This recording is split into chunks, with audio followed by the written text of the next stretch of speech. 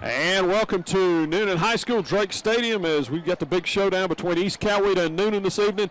And a lot on the line tonight. James O'Brien, Brooks Austin with you. The winner of this was a number 2 team out of the region. The loser will be on the road and be the number 3 team. And Brooks, when I was looking at the all-time series, this is so competitive. East Coweta has a 1-game advantage in the all-time series. They've played 27 times. This is number 28, and it's kind of been back and forth for about the last 10 years. Yeah, I spoke to a coach from Newnan on the sideline in pregame. I said, it's going to be a close one tonight. He looked at me and smiled and said, it always is. I mean, a region game, both these teams 3-1 coming into the matchup. And, yeah, the home playoff game is on the line, James, but this is more about a sense of pride here. You don't see too many high school student sections traveling like you do from East Coweta tonight. Yep. It's something that's, pride and prideful around here in these parts, this matchup here tonight. Yeah, this is a big one. It's bragging rights for the next 364 days. And, we talk about it all the time in college football, Georgia Tech, Auburn, Alabama. But it's even more so when you're in the county. You got to live with them.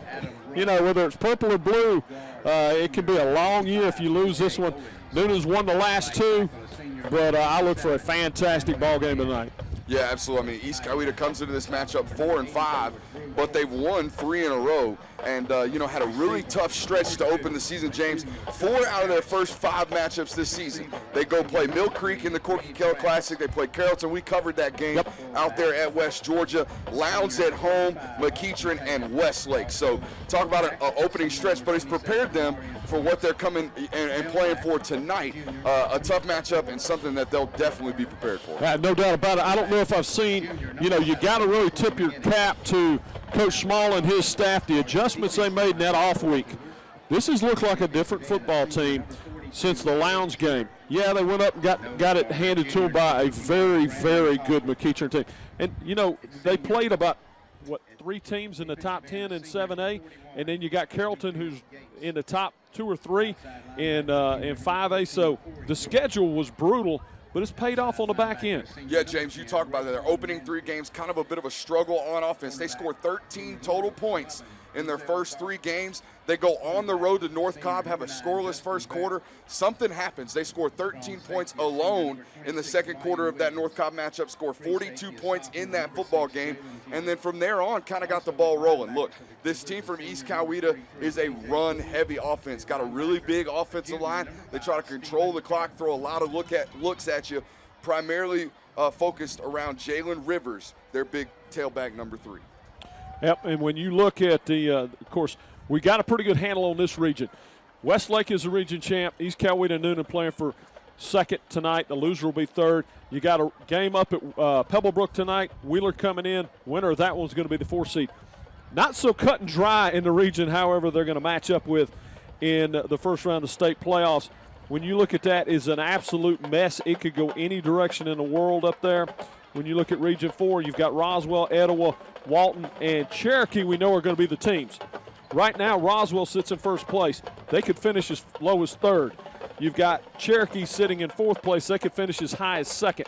So we won't know till after tonight who these teams are going to be playing. One crossover game between this region and that region was Newnan going up and putting it on Walton. Yeah, I was about to say, I was going to tell you exactly that. You stole the words right out of my mouth. Newnan went up to Walton, played a kind of a tight game, 10-7, but controlled most of that football game on the ground. So, yeah, a little bit of a crossover between these 2 regions during the regular season. We'll see what happens when they cross over in the playoffs come soon, James. Yeah, exactly. And so it's going to be a good one. Everything on the line tonight with these 2. It's fun to have. It's always a big game, but when you come out here and you actually have something on the line, the winner's going to have to go on the road. That hurts. Yeah. That's it's much more difficult to go on the road and win that first game. Yeah, and though they may not have to travel a terrible distance with that necessarily region crossover, but you definitely want to have that home field advantage, especially when you have an environment like this. Yep, and you see across the way there, East Coweta's really filled the stands in. It takes a while to get everybody in here. They are parking a mile and a half away walking up to this stadium. There's not a ton of parking up here at Newnan. It fills up early, so the ones coming in late will still be straggling in here halfway through the first quarter. Yeah, it's almost like watching a professional game down in Miami. Everyone just kind of shows up midway through the first. Ain't no hurry. we're showing up for the late. But the difference is they leave midway through the third. You're right. I don't suspect many people will be leaving tonight's matchup during the third quarter game of this game, James. Should, as we see Newnan coming down the hill right there. Kind of a Clemson Tiger environment right there, James. Yep. Almost looks like Death Valley up there in South Carolina. And of course, you can see the big new Jumbotron they've got down there in the end zone. Just continue to improve the facilities over here at Newnan. I mean, the press box we're standing in is as nice as a lot of smaller colleges and nicer than a lot of smaller colleges as well. It's nice to be in here on tonight. About 45 degrees here in Newnan tonight, and we're lucky enough to be indoors. But yeah, you talked about the additions they're making. I believe we talked about it earlier in the season in the first matchup we had here when they played Alexander in a triple overtime thriller that Newnan won. They're actually redoing the away stands here soon at Newnan High School as well, James. So additions on additions here at Newnan High School. Well, you know, that's the one thing. You're playing in the biggest classification. We got reclassification notes this past week. Both of these teams will be back in 7A. Not going to be the case for part of this region. Wheeler is dropping down to 6A, as is Westlake. They're both going down to 6A. So it's going to be interesting to see who they pick up.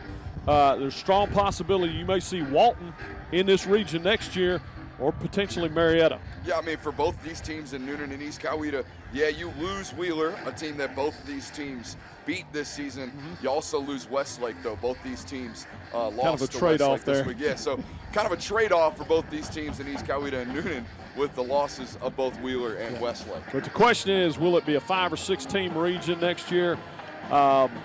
You know, and will there be any teams playing up? That could affect it as well. Right now, Walton was actually the first team, the biggest team, actually to be down in 6A. So we'll see. They may opt to play up with more of the Cobb County schools. But certainly, as it sits now, James, with the limited a number of teams in these regions, or in this region in particular, it gives the opportunity for these coaches to kind of decide how they want to deal with their out-of-region schedule. We see East Coweta doing it with the mindset of, we're going to go play the best of the best. We're going to go attack who we can attack and be prepared for later on in the playoff environment and this type of environment of a football game.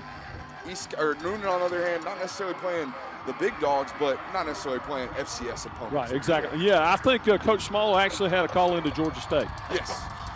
So it will be interesting. The coin flip getting ready to go on out there. You see Newnan, of course, the home team, East Coweta, making that short trip over here. And, you know, there was a lot of talk that maybe Northgate would come join them in the region next year. Doesn't look like that'll be the case. So we'll have to wait a little bit longer for that. Looks like Newnan will receive the opening kick. So we'll get our first look at Tyler McGinnis, the junior quarterback from Newnan. And one thing I will say is that, Michael McGinnis, excuse me. One thing I will say, James, I saw in pregame, Michael McGinnis, the quarterback from Newnan, had a really hefty tape job on his left ankle, including some styrofoam in there to relieve some of the pressure. I would assume some swelling within a situation like that. Coming from experience, you're talking to a guy who snapped a lot of ankles back in the day. My own, of course, none of the opponents. And there come the Indians onto the field. And, you know, the thing is, the Indians have stayed a little healthier as this year's gone on. Newnan lost their top running back before the season ever started. They've lost their top wide receiver. It's been a war of attrition for the Cougars this year. Of course, nobody makes it through the season unscathed, but they've had some big losses. They've been able to overcome them. See how that plays into tonight's game. Yeah, this is a pro-style offense, and traditionally in a pro-style offense from Newnan, James, you like to see two primary outside receivers, guys that can go get it. They still got it in number 2, Josh Harris, the junior wide receiver, a really highly touted Division I caliber wide receiver. The other one, though, Bernard Arnold, the one you mentioned, had a little bit of a knee injury in the Alexander game. He's been out the remainder of the season. So you lose one of your 2 top receivers. That means somebody's got to step up, and Reed Brass, the junior wide receiver, has done so. We've seen McGinnis target him heavily, especially in that contest against Westlake. Well, and if you're one of those people that just looks at the scoreboard, East Coweta almost beat Westlake, a 2-point loss. Then you look and you say, well, it was lopsided in the Newnan-Westlake game. It wasn't as lopsided as that score indicates. There were a bunch of home run plays for Westlake in that. It was actually a much tighter ball game than the score would indicate. So don't read too much into that. comparing scores will get you in trouble in a hurry. That's what I was about to say. The transitive property does not apply to high school football. Ooh, transitive property. Yeah, big word of the day. Big word of the day. It came prior to kickoff, and I didn't even stumble over it. How about that? I might have to write that one down. And there's the kickoff. It's going to be deep and into the end zone, not returnable. So Newnan will have it 1st and 10 from their own 20-yard line. Yeah, that's big number 1, Dylan Lewis, the kicker from East Coweta. He's got a leg on him, James, but the roster lies a little bit. It says he's about 6'2", about 6'4" down there. It's a big kicker from East Coweta. He might not be doing most of the place kicking duties, though, tonight. We'll see Bo Belden do that. He's more of the accurate kicker from within 40 yards. Growth spurt. You know, they are in high school. A bit of a growth spurt. Yeah, there you go. And we'll get our first look at Michael McGinnis. We'll see what that left ankle issue happened. You know, and he might play right through. You never see. This isn't really a mobile quarterback at all in general. McGinnis up under center, and they'll roll him first snap. Yep, they're going to have pressure on him. He's going to throw it out there. There was a man out there, but he just didn't have time to set up and complete the pass, although it looked like he was coming open. Yeah, never going to be hotter than you are on the first snap when it comes to an ankle injury. They roll Michael McGinnis. Try to slip the back out of the backfield there at the top of your screen. Can't quite connect. Got some heavy pressure there on the first snap, though, James. And something we've seen in this game for years and years and years, a lot of nerves, a lot of adrenaline in these early parts of this ball game. So I wouldn't be surprised if you see it a little sloppy maybe early on as these teams get settled in. Yeah, absolutely. I mean, a highly, anticipated matchup all year. It's the last game of the season for both of these teams every year, and it's something they look forward to, and a lot of energy coming into it. We'll put McGinnis back in the shotgun. He's going to drop back. A little quick hitter, and he's open at the 30. That'll be enough for the first down. That's that's number 9 right there for Newnan. Justin Bell. That's Justin Bell, the senior wide receiver. Just ran a simple slant. You'll take a look at it right here. Just a simple 2-step drop out of the shotgun for McGinnis. Nice, gets his feet set, plants off the back foot, and hits his receiver right there on the slant. Justin Bell doing a good job coming in there and catching that ball in traffic. So McGinnis back up under center now. Toss it to the back. Got a block in. He's able to defeat the block and make the tackle. Nice job by the EC defense there. Yeah, it's gang tackling right there from the East Coweta defense, led by number 33, Chase Lewis. He is their leading tackler on the season. He's got 82 tackles coming into this contest, James. Just chopping some wood, as they'd say. So that'll set up a 2nd and about 11 for the Cougars. And again, as we've seen all season from Newnan, you're going to see a lot of tight ends, a lot of fullbacks, a lot of tight formations. They're going to run the football and throw through play action traditionally.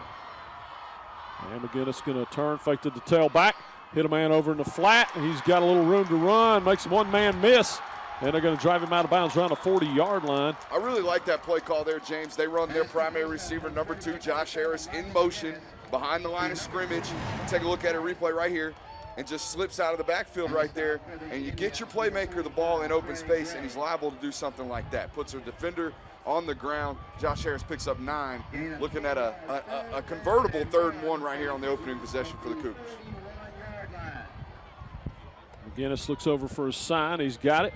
It is a chilly night out here. Worse for the fans, though, than for the football players.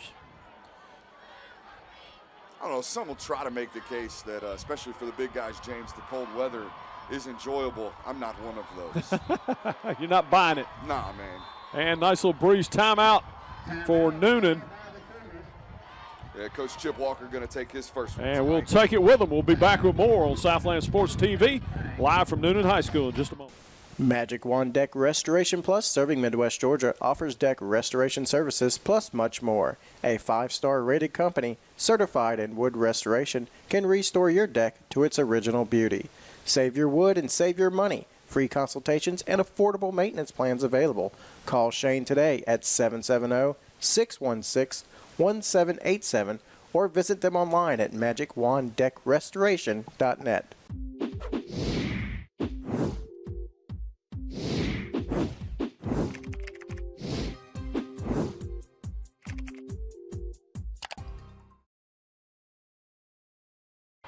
And welcome back to Drake Stadium as we're on the opening drive of the ball game. Newnan with the ball, and got a 3rd and short here. Very makeable play here, Brooks. You need to keep that going. You want to start out with some momentum early on. Yeah, I assume they follow their big fullback right here on this play, or give it right to him. And well defended against East Coweta. He's not going to have it.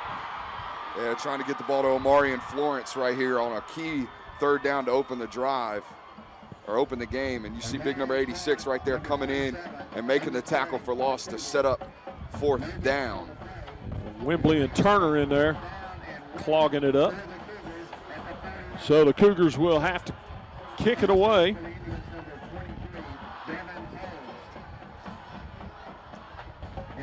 Yeah, both these defenses fairly solid, especially against the run, and that's what both these teams want to do. Fake. They're going to fake it. He's got a first down and a lot more. 50, 45, 40. One man to beat. He's going to be cut down at the 30-yard line. What an open field tackle. That's number 17. He was playing the up back position there. That's Sammy Caputo, the free safety. They even pull some guys right there. He's got wide open. And look at this right here, James. No question what he's going to do with it. No jukes. He's going to run, try to run right over the guy. Good open field tackle, though, to save a touchdown.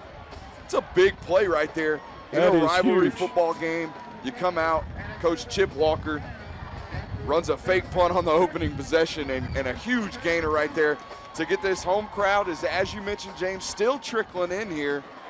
Gets them turned up a little bit. That it does. Down to 8:40 here in the first quarter. Newnan will have it 1st and 10 at the East Coweta 29-yard line. Handed tailback. He's hitting the backfield. Great defensive penetration by the Indians. Yeah, tackled by number 23 there from East Coweta. That's Devon Holmes. So we've seen that a couple times now, where the great penetration on that first down to put the Cougars behind the sticks. That'll make it a second and probably a long. Call that about 14 maybe. This is a team from East Coweta that a lot of guys surround and tackle the football, James. 35 guys on this roster, or excuse me, 5 guys with at least 35 tackles or more from East Coweta. He'll drop back, trying to hit him down the sideline, and what a behind the, couldn't hold on to it. Well thrown. Well thrown, and a great adjustment by Josh Harris down here at the bottom of your screen. McGinnis is going to throw the go route right here. Harris tries to come back for it, can't quite come down with it. A good contest there from East Coweta. That was number 17 there. So now they're facing a 3rd and 14. From the East Coweta 34, got to make it all the way inside the 20. It's almost 15 when you look at the sticks. They're going to get into the shotgun here from Newnan. Take the snap. He's got pressure. Steps away from the initial rush, and they're going to drag him down at the 35 for a sack. Yeah, I believe they were trying to run a screen to Aubrey Carter, number 24. Let's take a look at the replay. You'll see he gets pressure early. Just no sense of a setup there from Noonan's offensive line. The pressure gets to him early, and that's Barrios right there. Dylan Barrios in on the tackle from Newnan. At the 35-yard line. Dylan Spilos, number 5. And got a procedure declined here. So they will punt from a 35. In punt formation for the Cougars, number 99. They look to play a little coffin corner here. I would assume this is going to be your regular old punt right here, James. I don't know that you want to do. Dropped it. He's able to get it away. Nice job. And that's going to be very, very effective, rolling all the way down to inside the 9-yard line, about the 8.5. It's going to be a tough opening start right here for East Coweta. We'll see what they can do, backed up inside their own 10 on their opening drive. Well, how about the job by Rogers there? Not to panic, and he just got enough of it. You know, it would have been real easy, just kick the fire out of it. You kick it through the end zone, give him a ball on the 20. And that's about as effective as you can be. Inside the 9-yard line, 1st and 10 for EC. Not without a beneficial roll, though. Yes. He didn't necessarily coffin corner that one. No, that he didn't, but they'll take it. And they're going to hand to the tailback, nothing doing there. Yeah, trying to get the ball to Jalen Oliver right there. Excuse me, Jalen Rivers. Their star tailback Rivers got over 600 yards on the season and 10 touchdowns on the ground, James. He's their bell cow. So both teams having trouble running it on first down. They're going to call it a no gain. Put him back in the shotgun. Got an extra offensive lineman in for East Coweta. Going to run a little bit of sweep. He's hitting the backfield. He's going to lose about 4 yards. It's going to bring up a 3rd and 14 from a 5-yard line now for East Coweta. That's a heck of a play from Justin Adcock right here. Comes down, makes an open field tackle on Jalen Rivers. We told you, man, he's a load. Jalen Rivers stands about 6 foot, about 225 pounds, and runs the football hard. Newnan doing a good job right there. Adcock coming down and making an open field tackle. Going to force a tough 3rd down here. They're going to go empty is East Coweta. This is definitely not their strong suit, James. Yeah, they're going to check with the sideline, make sure they have a call they want here. Good snap. Going to throw it across the field. He makes one man miss, but they're going to drag him down after a nice little game, but it's still going to bring up a 4th and 8. Yeah, if there's ever an indictment of your starting quarterback, it's 3rd and 15. And I know it's a tough situation. You're backed up inside your own 10, but 3rd and 15, and we elect to run a stop route down to the short side of the field to your starting running back who's split out in an empty formation. Yeah, but you threw it a long way to get it there, too. You did. That's going to bring up 4th and 8 for the Indians. They'll punt it back to them. And again, this is a run-heavy offense from East Coweta. That's not a situation they're ever going to be in. Pressure coming. He gets it away. It's going to come down out of bounds. And let's see where they mark it. Of course, the Newnan sideline helping them out. And they're going to get it about the 47-yard line, it looks like. That's always been one of the more interesting things about the game of football to me, James. There's a sideline judge that just kind of, I think it went out right here. I'm just going to walk up to the 39-yard line and put my foot down there. I don't really know. I mean, there's no factual evidence right here, but I'm just going to, guesstimate, my best estimation. And that's going to put them 1st and 10 inside East Coweta territory at the 47-yard line.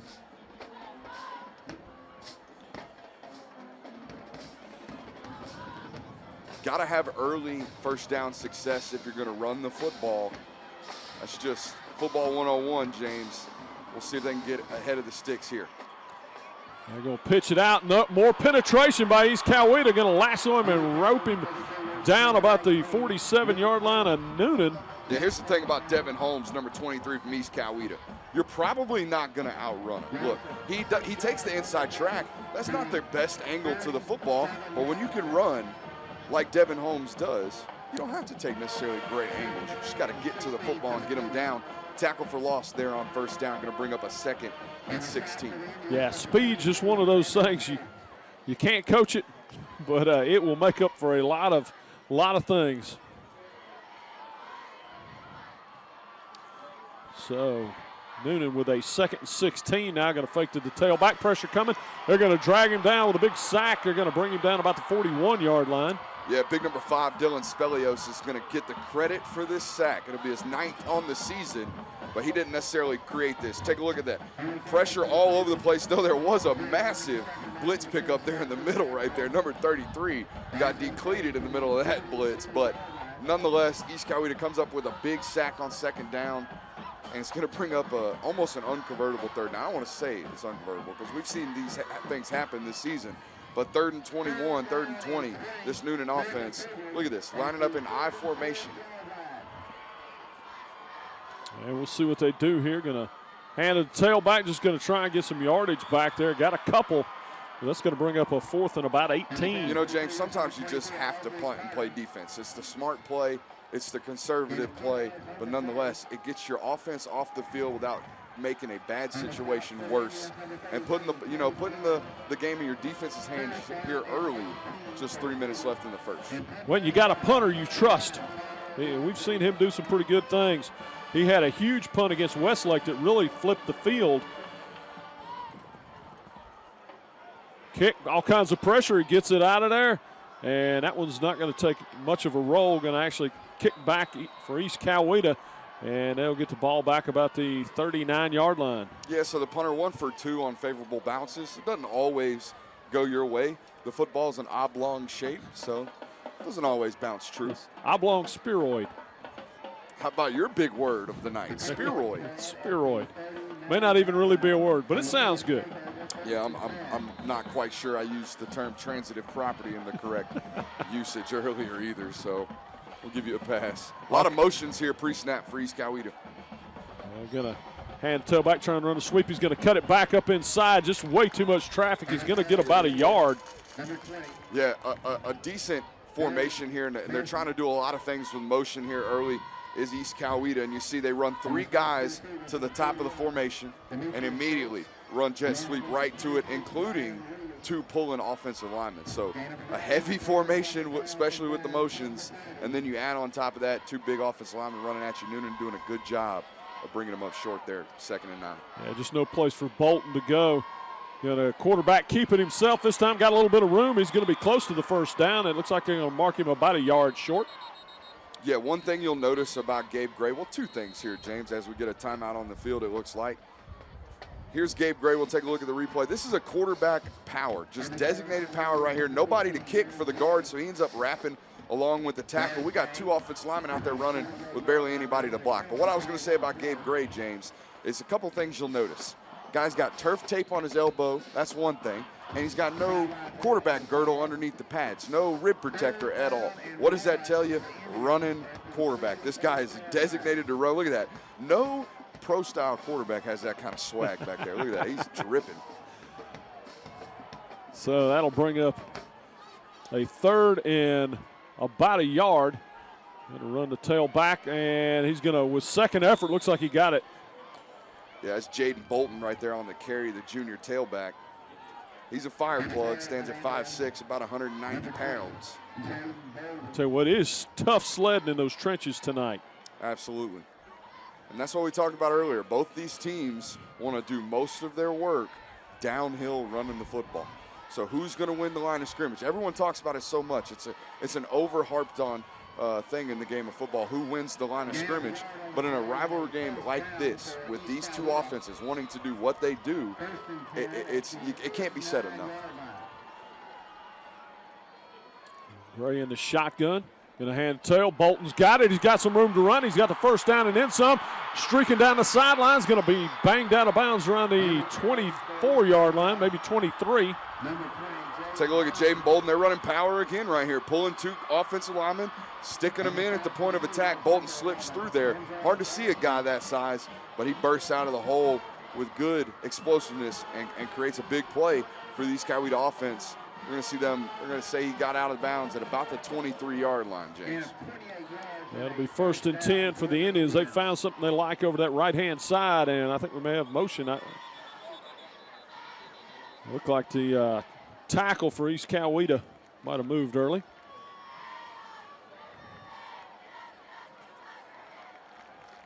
This is a really big group up front from East Coweta, James. Big number 72, Jaden Watson, their guard, stands at 6'4", 340. They'll pull him a lot tonight. Gage Pitchford, their long snapper, stands at 6'6", 290 pounds, one of the best long snappers in the state of Georgia. Just guys all over the front of this offensive line that they do a really good job of getting in space as well. So a balanced attack from East Coweta. And going to be quarterback keeper, going to take it right up the middle. Get back down and down to the 21-yard line where they're going to mark him. So he got the penalty and then some back. That'll bring up a 2nd and 8. See, that's the good thing about having a run-heavy quarterback right here, a rushing attack at the quarterback position. You can block 10 guys. You don't have to just have a guy hand the ball off. 10 guys can be engaged with the defender. All the quarterback has to do is get positive yardage. And we haven't seen East Coweta since the Carrollton game. This looks like a very different offense than what we saw in that ball game. Absolutely, and even right there, that's something we didn't see against Carrollton, where we've got a hard count right here. Yep. on a critical down, 2nd and 9. We get a free 5 yards because we've done something on offense to create an error, a mental error from the defense. That's it. So now it's a 2nd and short. It'll be a 2nd and 3. And you got to imagine, James, we saw him early in the season with this kind of an offense. that offensive line's got to have some sense of continuity before they can really get things going. And we've seen them get things going lately, and part of it is because these guys have played 8, 9 games now together. They're getting used to how guys move next to them. Is my guard a little short on the down block? Do I need to get around a little further? Their cues are getting better. They're knowing who to pick up when they're pulling. It's a really complex offense, asking these offensive linemen to do a lot of things there from Coach Small and East Coweta. So officially 2nd and 2 now. 5-yard penalty, moves the ball to the 16-yard line.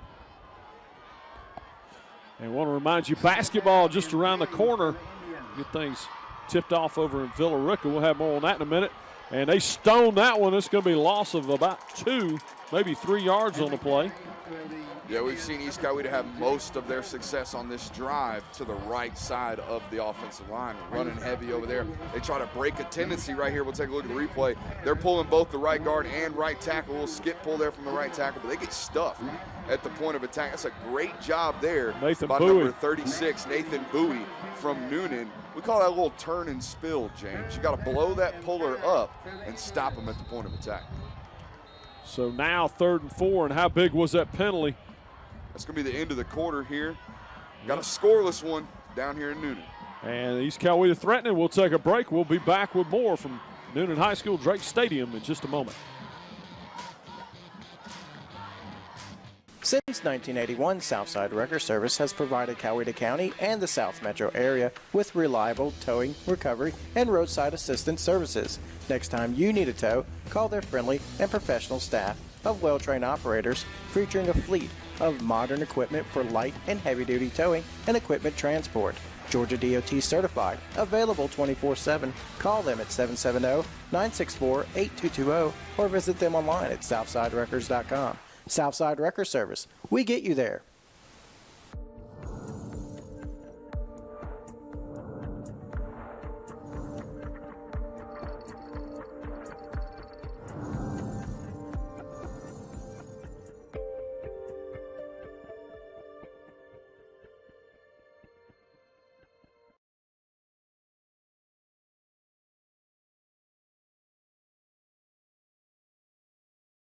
And welcome back to Drake Stadium here in Newnan, Georgia, as we are scoreless after 1. East Coweta with the ball threatening here at the beginning of the 2nd quarter.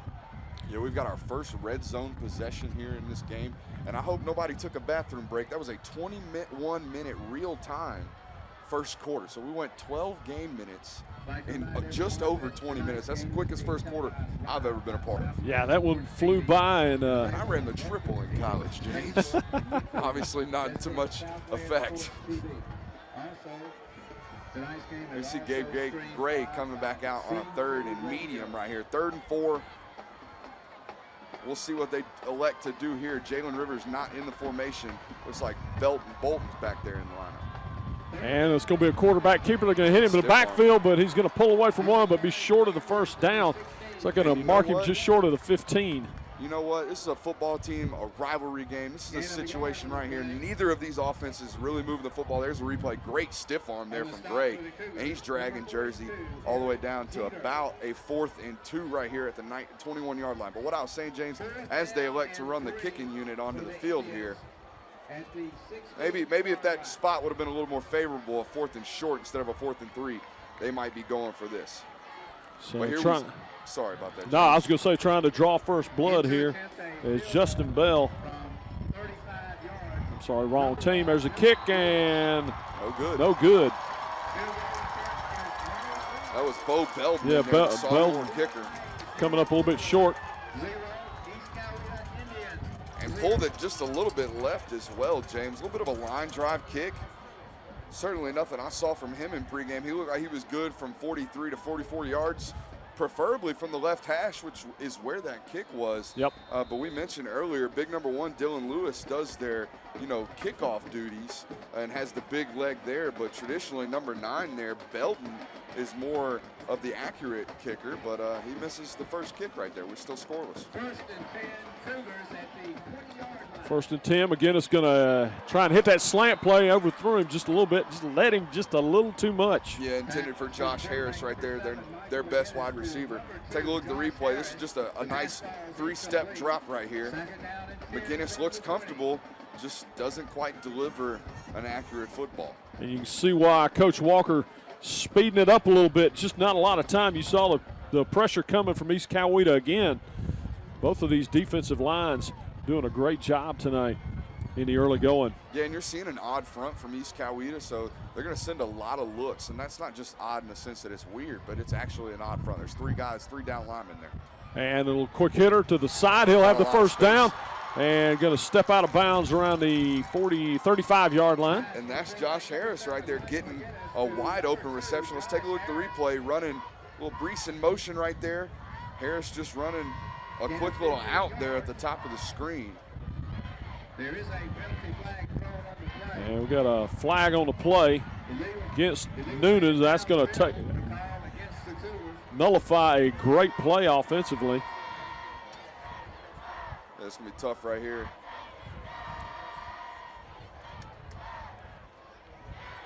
It'll be second and probably 15 here. There you see Chip Walker on the sideline. Probably not necessarily happy with that call right there. So it looks like it's going to be a first and 15 now, or second and 15 rather.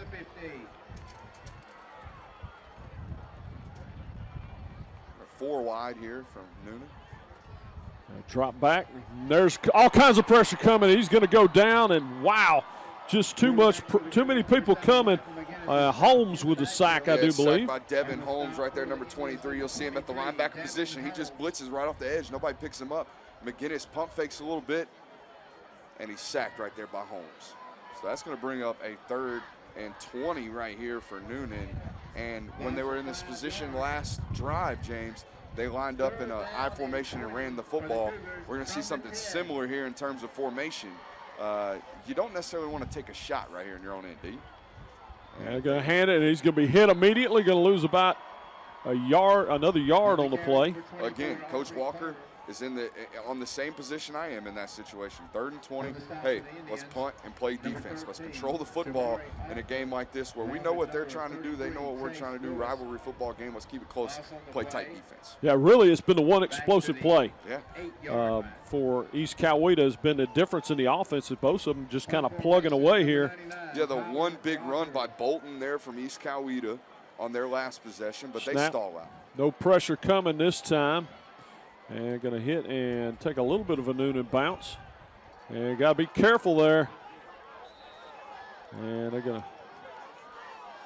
I don't think that ball touched East Coweta. Yeah, neither does the ref. So the sideline judge elects to call it to East Coweta. But I'm going to tell you what. You never know. There's no replay in high school football. You never know what kind of reaction.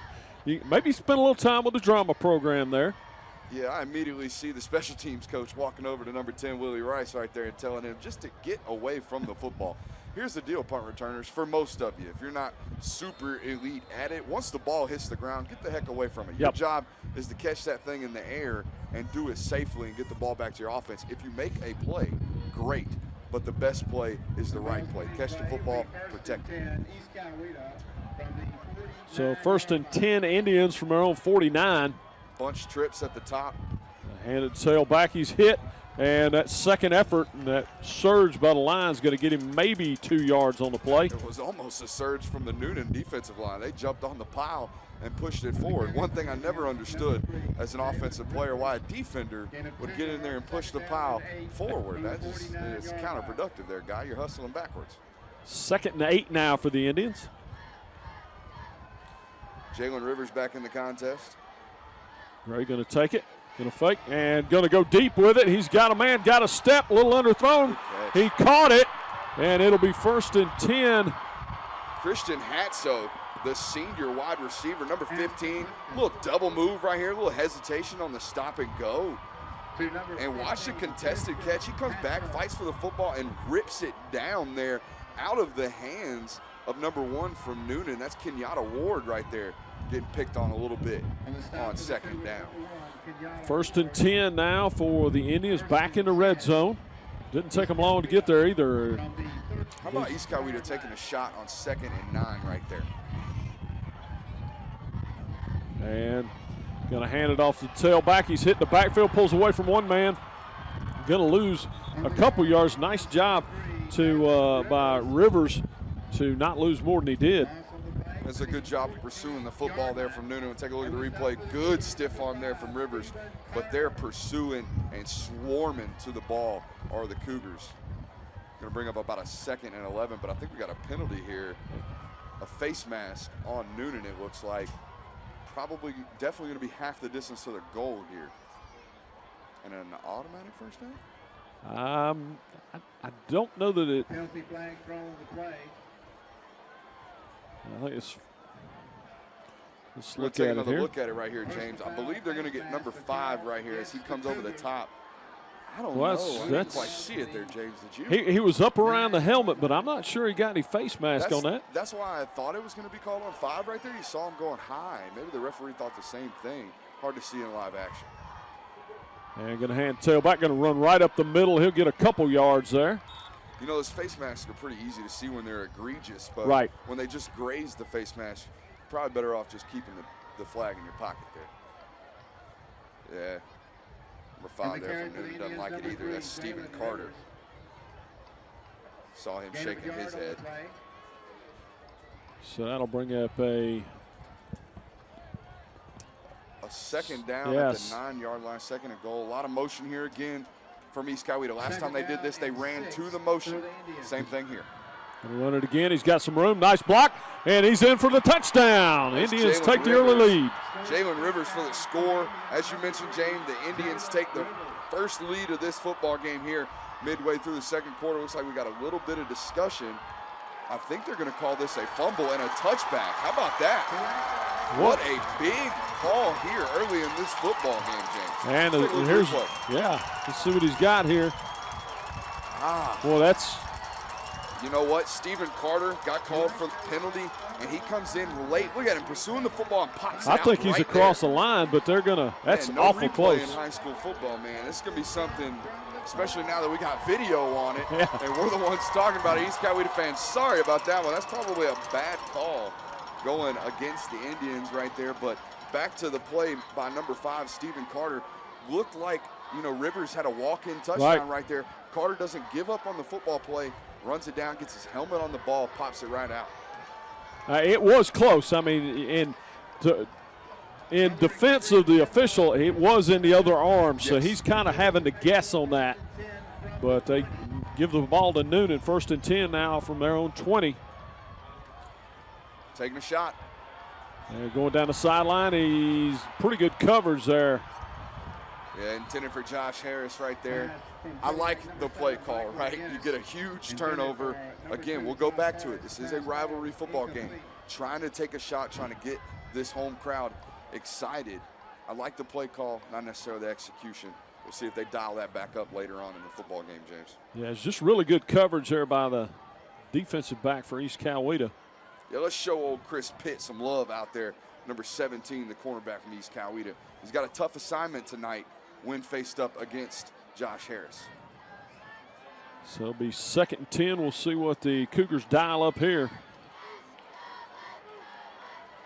Sending Brass in motion. And going to hand the tail back, run it right up the middle. He'll get a couple yards.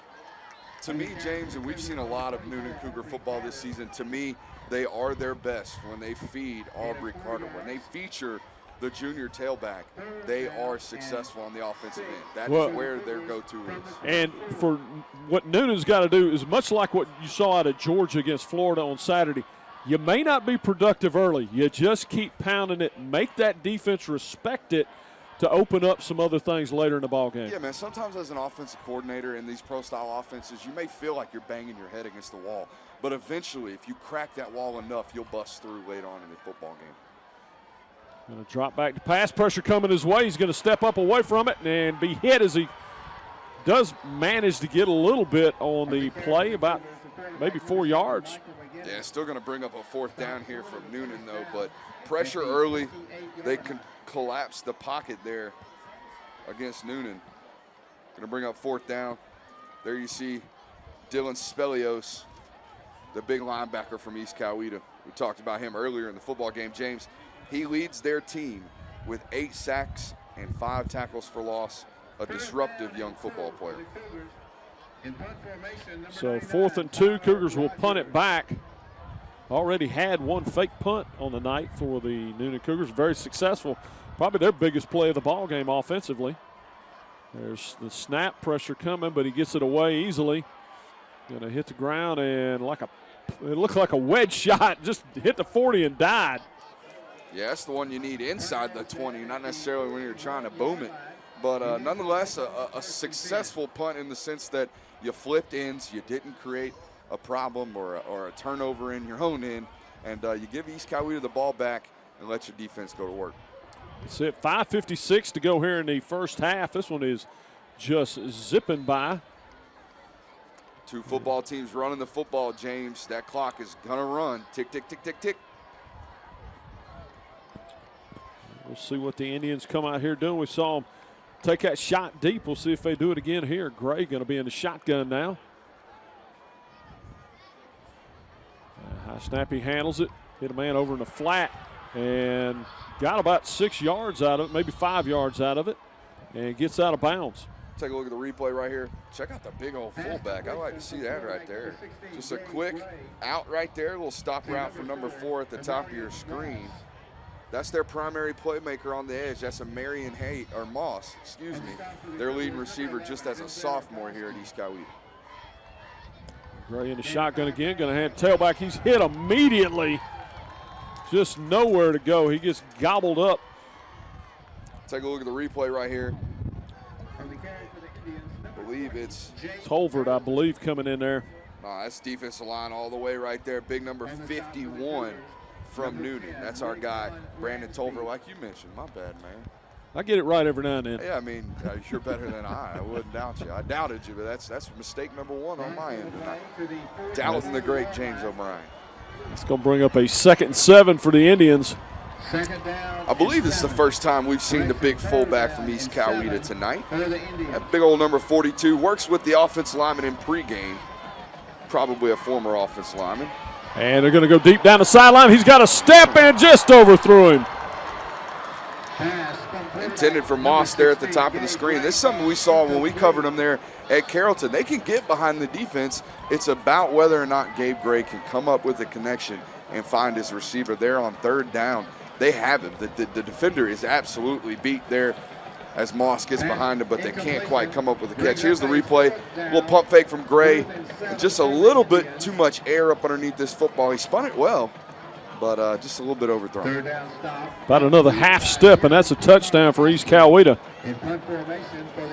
There's a snap, the punt, and it's off, and that one's kind of a low line drive. Going to be fielded at the 25-yard line, makes a man miss, going to be down at about the 33. That's what we're talking about right there, young punt returners. Nick Owens right there runs up, catches that football in the air. Look, that was a low line drive punt right there. Owens comes up, catches it cleanly in the air, gets a couple yards, gets down, protects the football. You'd love to see it. It probably saved his offense 20 yards. If he doesn't catch that, it is way down deep inside Newnan territory where they've been a lot of this first half. So some good field position here with 4:30 to go here in the first half. Got a heavy fullback in here again for Newnan, out of the shotgun. McGinnis going to fake to the tailback. Pressure coming. Oh, he got hit hard. Blind side, and man, he got nailed. Yeah, it looks like he got hit by number 13, Jamari Alford right there, the outside linebacker from East Coweta. You're going to see him come off the edge of your screen right here on the bottom. Unblocked again. Look, that's Aubrey Carter. You got to pick that up. You got to have your eyes up. Just because the play fake or the ball's not coming to you doesn't mean we can have our eyes down. We got to identify the unblocked man off the edge right there. It looked like a slide protection from Newnan. Everybody blocking right to convey a heavy run action. Tailback's got to pick up the edge defender there. Yeah, and that was, and there were actually 2 of them because you had defensive lineman come free up the middle as well. McGinnis back, stays in, 2nd and 10. We're going to see a timeout here for Coach Walker and McGinnis. We'll take that timeout with them. We'll be back at Drake Stadium in just a moment here on Southland Sports TV. As a lifelong Newnan Cougar family, the Motlas are proud supporters of high school athletics. Thanks to the Motla family for helping make it possible to view tonight's action. Please don't hesitate to call Van, Jessica, and the Motla Hines team for all your real estate needs. Call them today at 770-376-7778. That's 770-376-7778. From the Motla family to yours, go Cougars.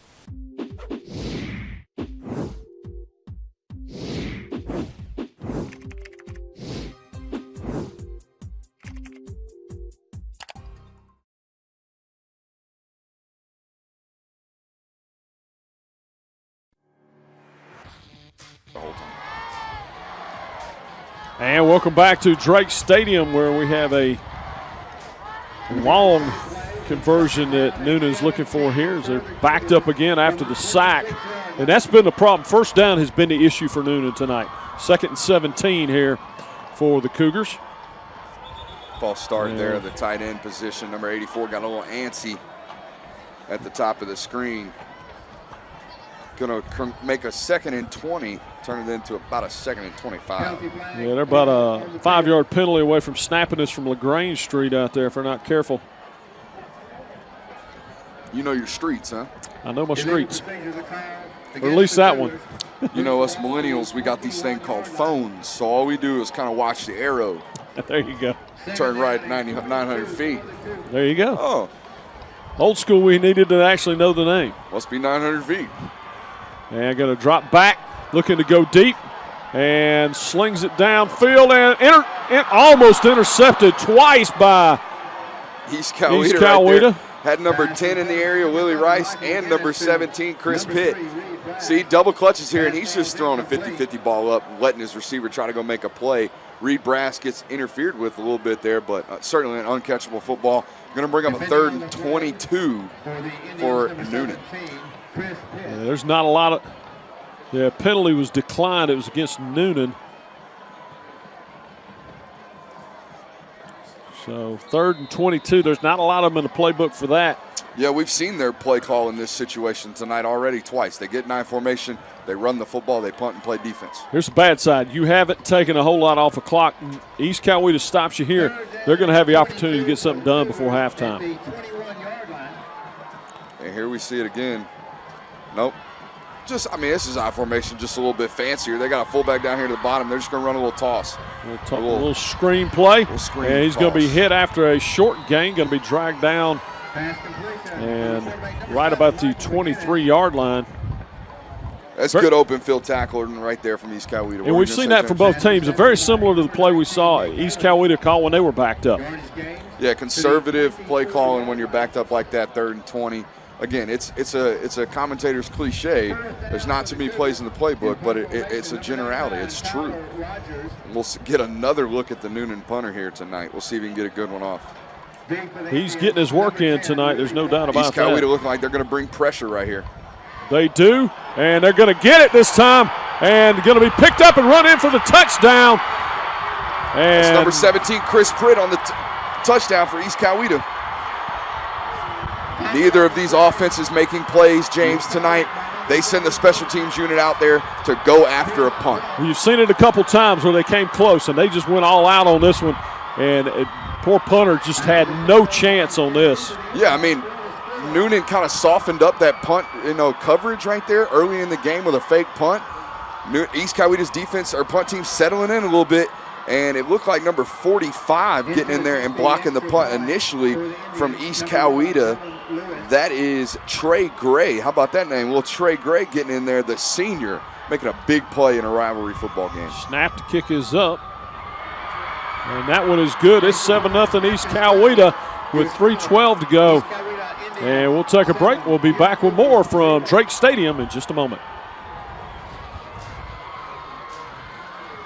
We all know nothing goes with sports like hot wings, and nobody does hot wings in Fayette and Coweta County like HJ Wings and Things in Tyrone, Peachtree City, and now brand spanking new location down in Sonoa. Come by and see them for all those hot wings you love, the flavors you want, and all those things that are also wonderful. You name it, they've got it across the board, and they have great facilities and a staff who will take care of you second to none.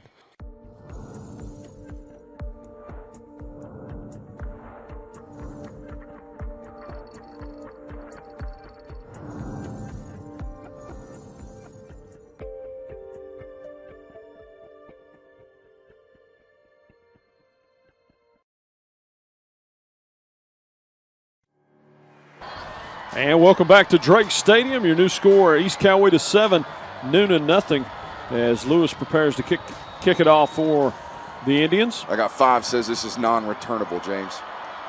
And that one is oh, man, I'm going to lose my 5. I think the wind caught that one. It's going to take a weird bounce. That one is a live ball. It'll be picked up, and they'll have bad field position again. Number 37 down there, Bryson Foley on the tackle. Look at the way that flag is rippling. It is really blowing out there, and I think that just caught that one and stoned it. Well, I mean, it can't be me being wrong. No, sure. It would never be that. A scout's eye never lies, I'm going to tell you what. But, yeah, you look at that flag out there near the softball field, and the wind is a-howling here on a cold night in Newnan. Yes, does not make me disappointed wearing this nice warm booth. I swear it was blowing harder just a second ago, folks. I promise. Yeah. Never fails. It's like working with animals. Yeah, it's not going to get what you want. No, you're not.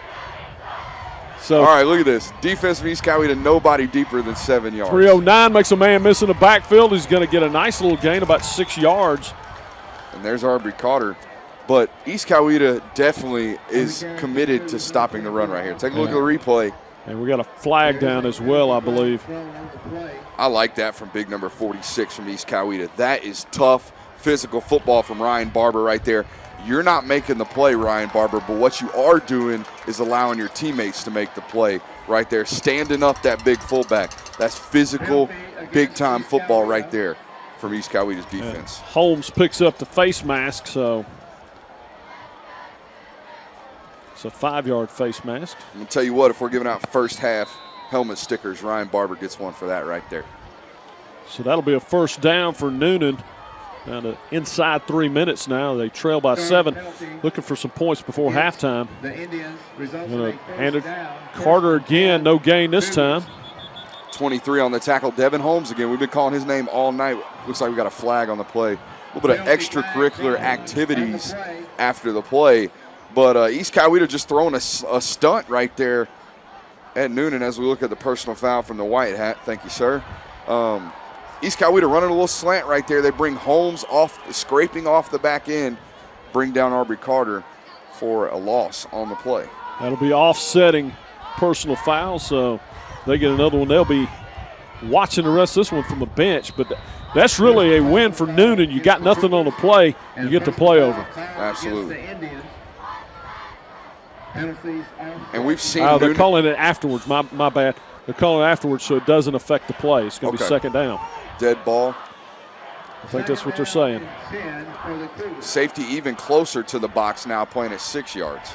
And they're looking to try and go deep. They got a man open at the 42-yard line. He's going to be bumped out of bounds just inside East Coweta territory. They're actually going to mark him right on top of the mountain there at the 50. Look, man, East Coweta's defensive coordinator, take a look at the replay, is asking their corners to do a really tough job tonight. Play man-to-man defense while we load the box and stop the run, okay? Look, we might give up a play like that where Josh Harris, a really good wide receiver, is running a nice double move. McGinnis and him have worked on that route several times throughout their careers, and you give up those types of plays, but what you can't give up is a ball deep. Bend but don't break defense right here from East Coweta. Marking it just short of the 50-yard line. McGinnis going to roll him out this time. He's got another man open. He's going to be complete, and he's going to streak down to about the 24-yard line before he's bounced out of bounds. It's number 19, Nick Owens right there. We saw him make a nice play on punt earlier. Do we have a flag on the play?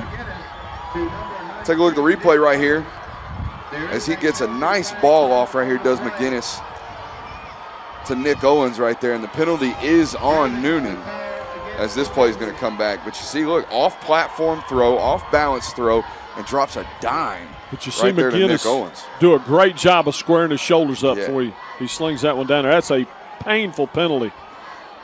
Yeah, it's certainly one of your best plays as an offense early in this football game. Well, not necessarily early. We got 2 minutes right before the half right here. again, the clock is just running on us tonight. But, you know, your biggest play on offense getting called back, and now you're all the way backed up to your 36-yard line. Going to force a 1st and 25. I believe that is a 1st and 25. Tough stuff right there, James. Certainly a hold right there in the backfield, I would assume. Yeah, because you mark it was in the backfield. That's why the extra long penalty there. Spot foul. Yep. So they'll be on their own 36 instead of up around midfield. Lining Josh Harris up at fullback and then bringing him out here to the single formation side. They're going to go to him, it looks like. If they got time to get it out there, they don't. It's going down. I think there may be another holding on top of it. My guess is East Coweta would decline that. That's number 86, Malachi Dudek, in there on the tackle. Take a look at the replay right here.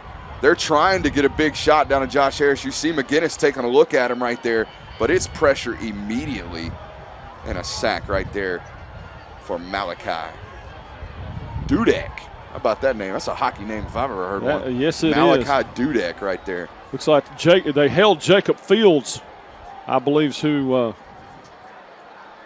we'll see. Was it holding or a horse collar? You know, those are two pretty big different things right there. Yeah. Either way, it was in the scrum. We didn't quite get a good look at it, but what we can tell you is it looks like the side judge over there is standing by the flag. So it's something that might have happened towards the edge of the box or on the outside of the box. So we'll take a look at it right here as the white hat talks to us. We'll see what they got here. Holding. Got a holding. 2 fouls on the play, he said. And illegal hands to the face against the defense. Those will be offsetting penalties as I do my best mouth reading job. And I think it was it was 2 players going directly against each other, and then he's calling a personal foul. On both teams? Nope. Just on Newnan. But they've walked the ball off now to East Coweta's side, and they're going to go back with the football. They're going to go back. Now it's holy Chip smokes. Walker is not happy here on the sideline. Seems upset with a little bit of the confusion. I'm certainly confused, James. I don't know what the heck happened right there. There's a lot of laundry. Now, generally, if you've got offsetting fouls, it doesn't matter how many are on there. It's just offsetting. Yeah, so what you're saying is it doesn't matter if it's 2-1. Right. One team or the other is still offsetting. Right, unless one of them happened post-play.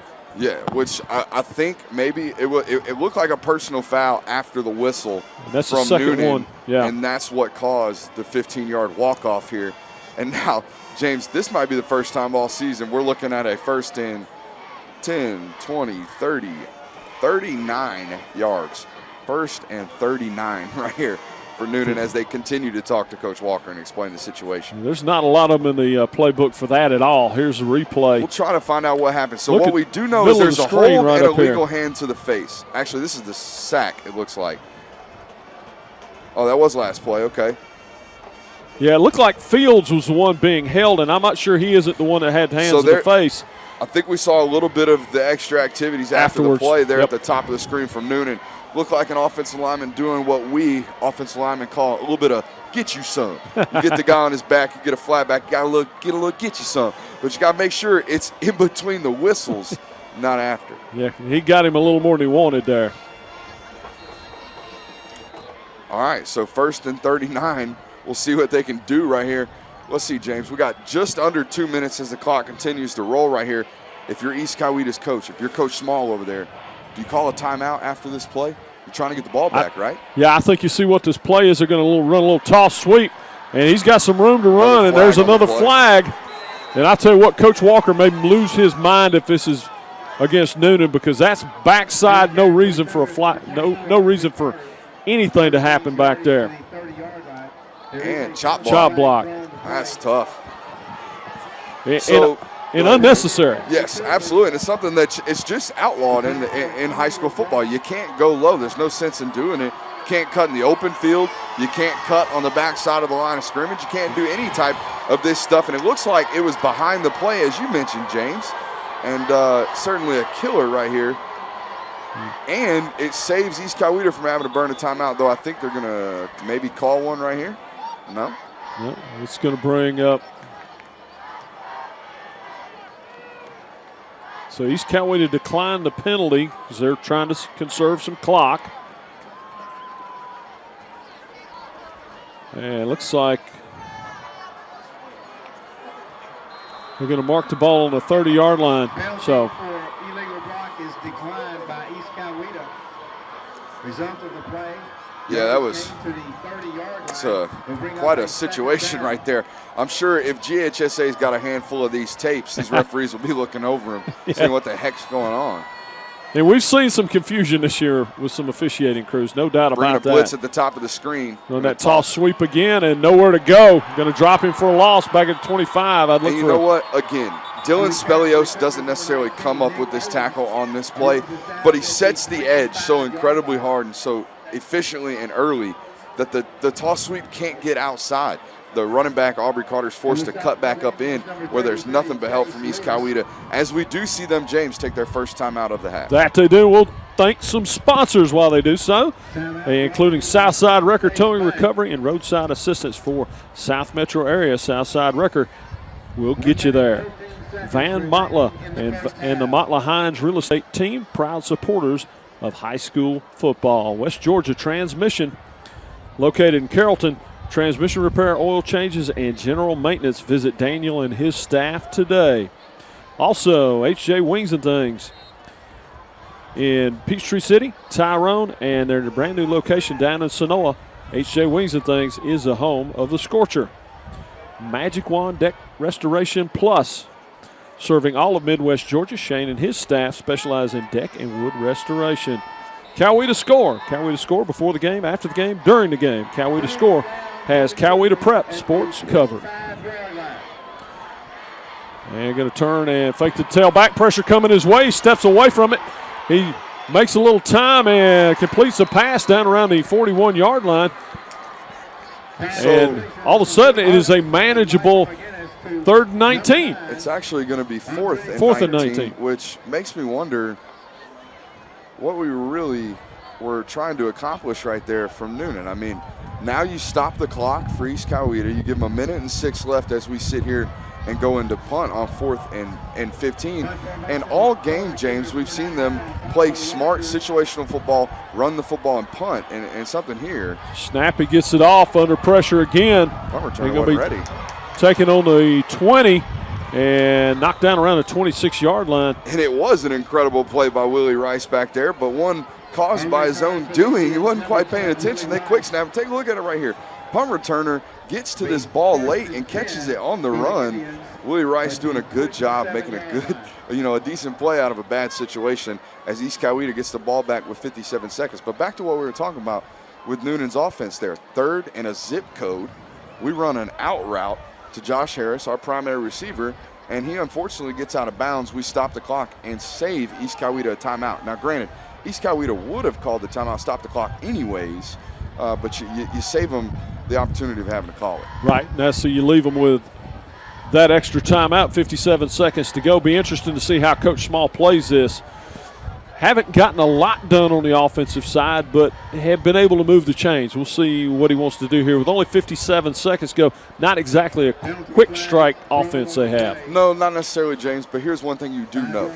You do know if you try to take a shot here and Gabe Gray just so happens to, have a turnover or throw an interception, your defense can hold for 57 seconds. You're not necessarily concerned about that. So we'll get an immediate tell right here on 1st down with still 2 timeouts. We'll see what they elect to do here with Gabe Gray. Newnan playing their deepest coverage yet of the night. 1st and 10 from the East Coweta 32. Gray will take it from a shotgun. And going to toss one out. And that is a live ball that was behind the play. And he's going to make it. He's going to make about 6 yards out of it. Yeah, that's Moss right there. Marion Moss, number 4 from East Coweta. That wasn't lateral. That's a backwards pass and a duck of one. And then Moss picks it up, a good play right there, and gets out of bounds as well. So now, many moons ago, under the old coach Max Bass, end of the season game against McIntosh, they were trailing, and they actually threw a skip pass like that was taken for about an 80-yard touchdown to give Newnan the win against the Chiefs. Just a jumping in the way back machine there. Wow. Thank you for that. Yes, well, the old-time Newnan folks will remember that play. And going to sling one deep. He's got over here, and I'm not sure shouldn't have gotten a flag there. Looked like he grabbed the receiver's shoulder pad as he tried to turn. They're trying to hit the other Moss brother right here, the older one, Rakian. See if we don't have a grab here. We a little bit late on it, but yeah, ball just thrown behind the wide receiver there. So we've seen Gabe Gray with an overthrow this first half and an underthrow right there, both to a Moss brother. So 3rd and 7, 44 seconds to go. So now if you're Newnan, you get a stop here, depending on what happens on the punt.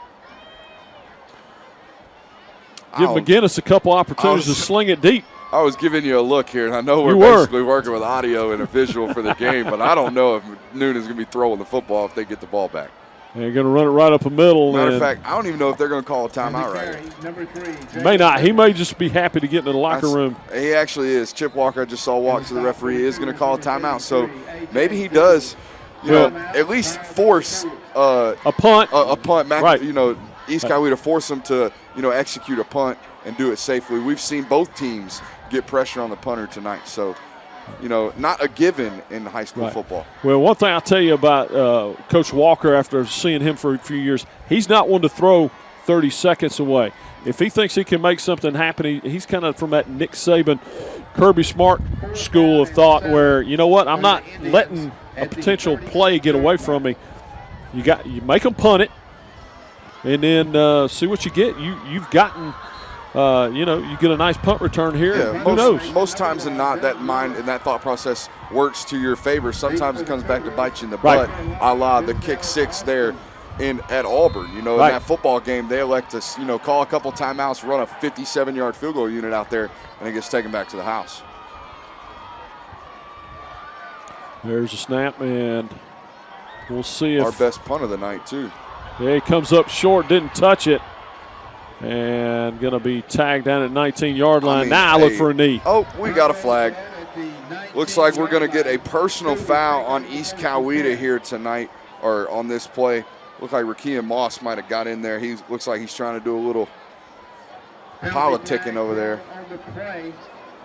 Personal foul indeed was on East Coweta. So that's going to take what was about a 60-yard punt and cause it to be about a 45-yard punt here, James. And might change Coach Walker's thought here a little bit. You sling one downfield, you got a couple seconds here. 22 seconds, you got time for maybe 3 plays. Absolutely, and you still got 2 timeouts, I believe, does Newnan.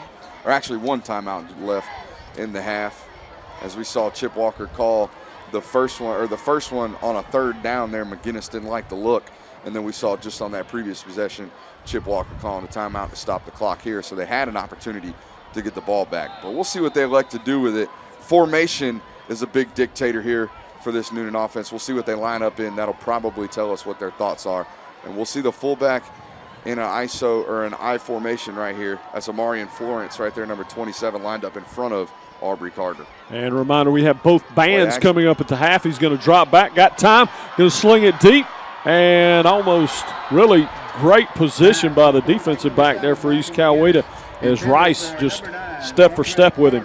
One thing I will say about McGinnis as we take a look at the replay, I saw him in pregame, man. He can rip it about 60 yards in pads. So the young man's got quite an arm, but just underthrown a little bit there.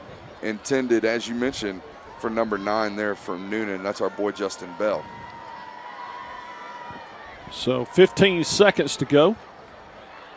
I mean, heck, do you keep taking shots? I mean, you don't know what's going to happen here. I mean, Josh Harris is now off the field, but we'll see. Or maybe is that him? That's him in the slot. Excuse me.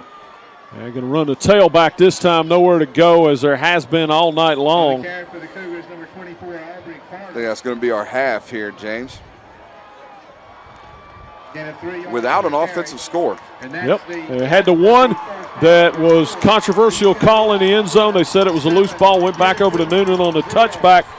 If you're Newnan, you got to feel fairly fortunate you're only down 7. This could easily be a 17-0 ball game. Absolutely. I mean, a great play there by number 5 from Newnan late in that play to knock that ball out and cause that fumble from Jalen Rivers. But outside of that, as you mentioned, James, neither of these offenses have been able to do much. Our lone score coming via a punt block and a return for a touchdown. We'll take a break. We'll come back with the East Coweta and Newnan bands here in just a moment on Southland Sports TV.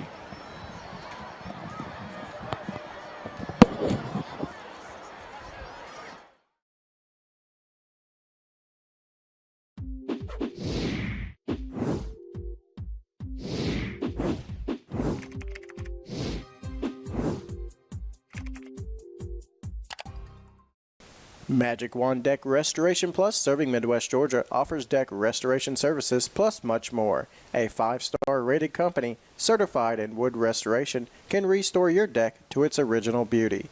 Save your wood and save your money. Free consultations and affordable maintenance plans available. Call Shane today at 770-616-1787 or visit them online at magicwanddeckrestoration.net. Are you looking for fresh seafood or maybe the world's best chili dog? Then you got to check out the Half Shell right here in Newnan, Georgia. Fresh Gulf oysters, raw baked or fried, and these guys take hot dogs to another level. With great hand-breaded onion rings and fried seafood and much, much more. With local live music on Tuesdays and Thursday nights, drink and appetizer specials, free Texas Hold'em on Wednesdays and Saturday nights, there's always something going on at the Half Shell. Check them out at theworldsbestchilidog.com or on Facebook, the Half Shell Oyster Bar and Hot Dog Shop. Since 1981, Southside Wrecker Service has provided Coweta County and the South Metro area with reliable towing, recovery, and roadside assistance services. Next time you need a tow, call their friendly and professional staff of well-trained operators featuring a fleet of modern equipment for light and heavy-duty towing and equipment transport. Georgia DOT certified, available 24/7. Call them at 770-964-8220 or visit them online at southsidewreckers.com. Southside Wrecker Service. We get you there.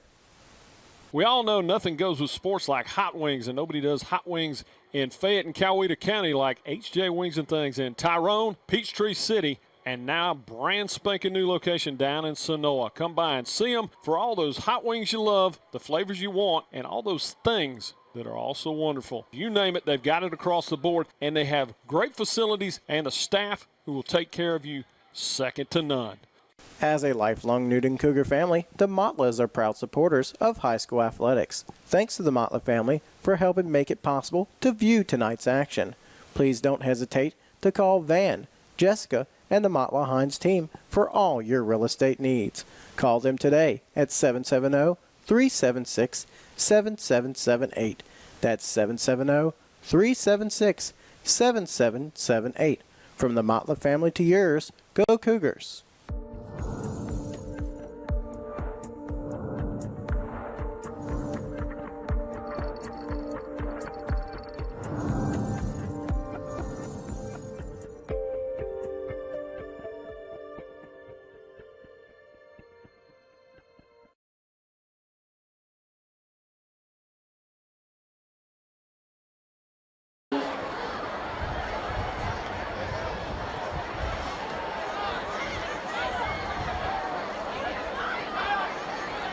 Ladies and gentlemen, the East Coweta High School Marching Indians have brought national and international recognition to the citizens of Coweta County.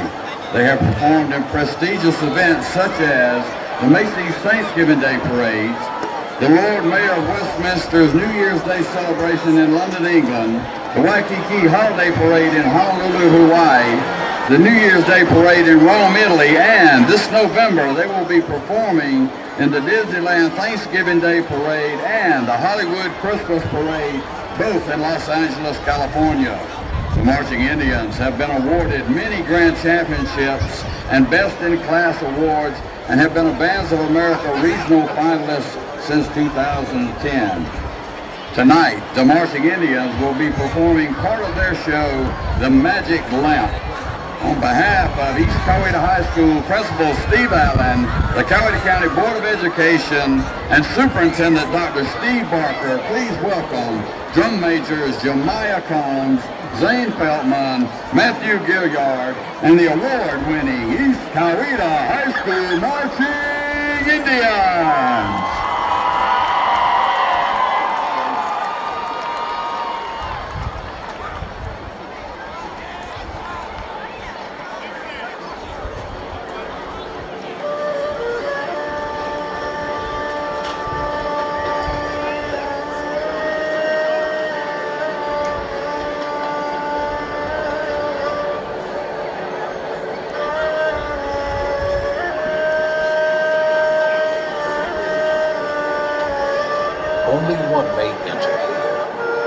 one who's worth my spar within.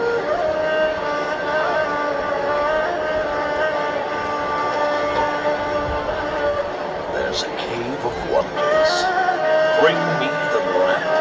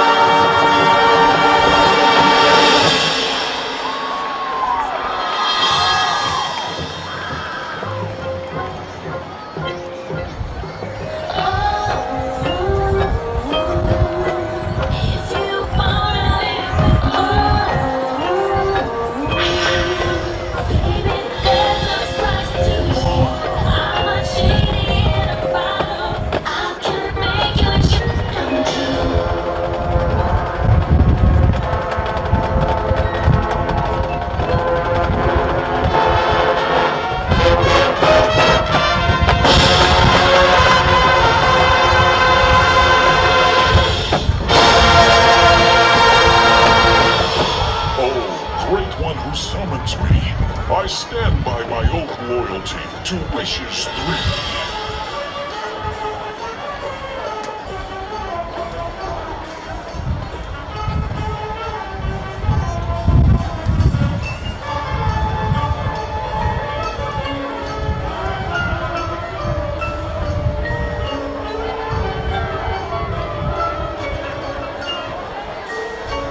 My first wish. Make me a prince.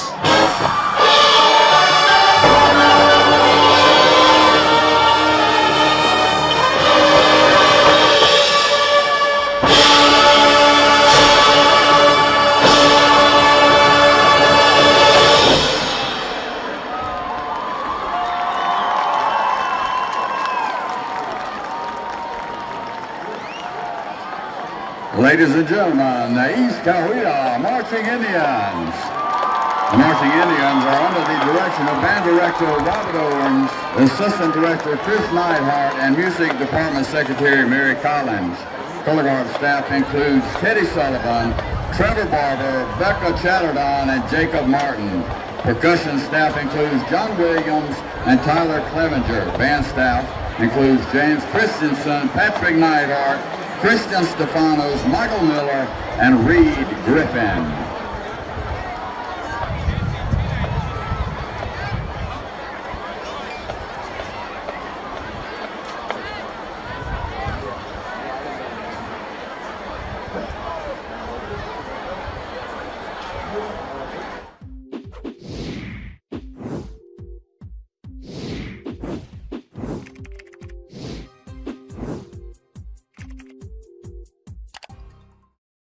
Magic Wand Deck Restoration Plus, serving Midwest Georgia, offers deck restoration services plus much more. A 5-star rated company, certified in wood restoration, can restore your deck to its original beauty. Save your wood and save your money. Free consultations and affordable maintenance plans available. Call Shane today at 770-616-1787 or visit them online at magicwanddecrestoration.net. Are you looking for fresh seafood or maybe the world's best chili dog? Then you got to check out the Half Shell right here in Newnan, Georgia. Fresh Gulf oysters, raw baked or fried, and these guys take hot dogs to another level. with great hand-breaded onion rings and fried seafood and much, much more. With local live music on Tuesdays and Thursday nights, drink and appetizer specials, free Texas Hold'em on Wednesdays and Saturday nights, there's always something going on at the Half Shell. Check them out at theworldsbestchilidog.com or on Facebook, the Half Shell Oyster Bar and Hot Dog Shop. Since 1981, Southside Wrecker Service has provided Coweta County and the South Metro area with reliable towing, recovery, and roadside assistance services. Next time you need a tow, call their friendly and professional staff of well-trained operators featuring a fleet of modern equipment for light and heavy-duty towing and equipment transport. Georgia DOT certified, available 24/7. Call them at 770-964-8220 or visit them online at southsiderecords.com. Southside Wrecker Service. We get you there. We all know nothing goes with sports like hot wings, and nobody does hot wings in Fayette and Coweta County like HJ Wings and Things in Tyrone, Peachtree City, and now brand spanking new location down in Sonoa. Come by and see them for all those hot wings you love, the flavors you want, and all those things that are also wonderful. You name it, they've got it across the board, and they have great facilities and a staff who will take care of you second to none. As a lifelong Newnan Cougar family, the Motlas are proud supporters of high school athletics. Thanks to the Motla family for helping make it possible to view tonight's action. Please don't hesitate to call Van, Jessica, and the Motla Hines team for all your real estate needs. Call them today at 770-376-7778. That's 770-376-7778. From the Motla family to yours, go Cougars. Of experiencing a rainstorm while enjoying the beautiful sights and sounds of a Newnan City Park. Enjoy as you hear musical selections from Claude Debussy, Bernard Herrmann, Michael Davis, and Rihanna. Drum majors Allison McCoon and Olivia Thornton. Is the band ready?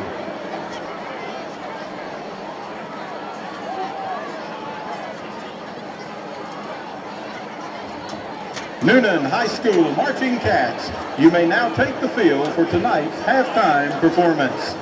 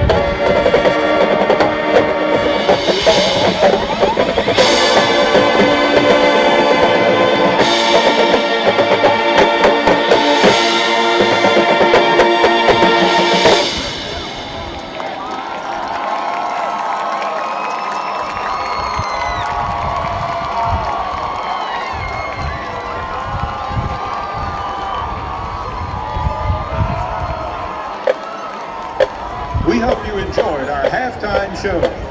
We would like to thank the Coweta County School Superintendent, Dr. Steve Barker, and Newnan High School Principal, Dr. Chase Puckett, and Fine Arts Secretary, Ken Marvin, for their support. We would also like to congratulate our friends, the East Coweta High School Band, on a great season and a wonderful performance tonight.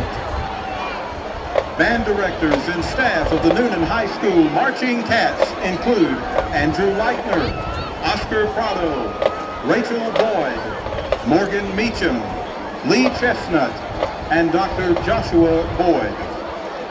I am Dr. Mark Boyd, the voice of the Marching High School, or the Newnan High School Marching Cats, saying good night and go Cougars!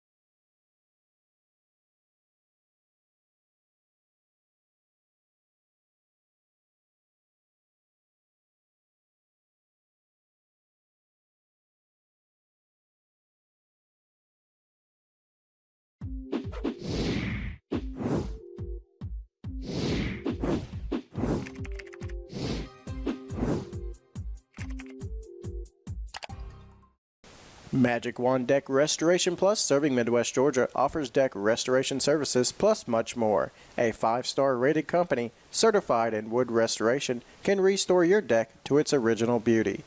Save your wood and save your money. Free consultations and affordable maintenance plans available. Call Shane today at 770-616-1787 or visit them online at magicwanddeckrestoration.net.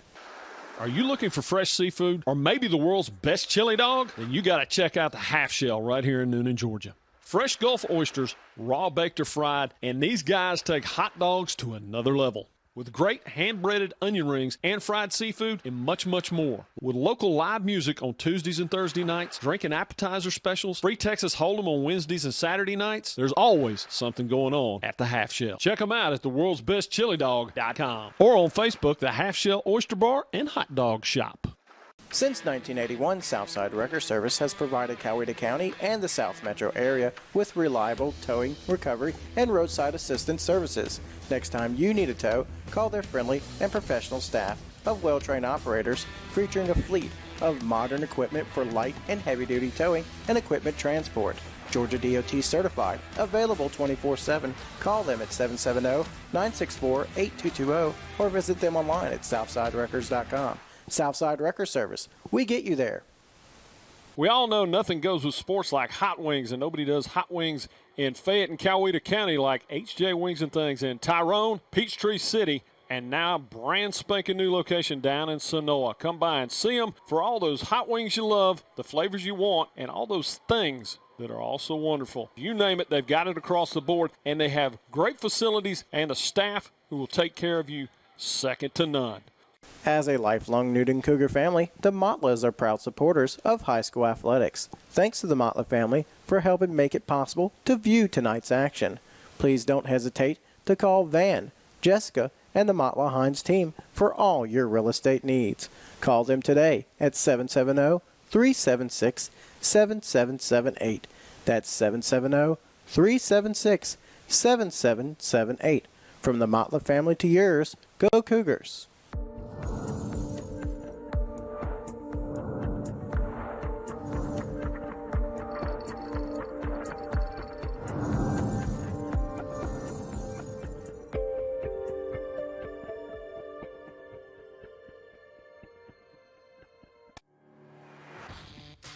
All new and now qualified used vehicles with our lifetime warranty. It's all part of the alternative. You don't build a business with profit. You build it with relationships. And relationships are nothing without trust and honesty. Visit ToyotaNewnan.com and get started now. We've got you covered. At Southern States Bank, we're not just another.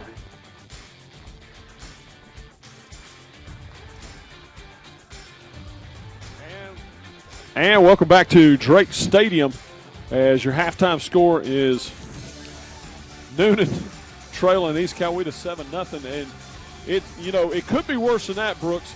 It was a situation where Newnan got a call to go in their favor, the fumble into the end zone, stopped an East Coweta touchdown. East Coweta missed a short field goal, but it's still, you're still dealing with a 7-0 ball game. And the Cougars, are very much in this thing.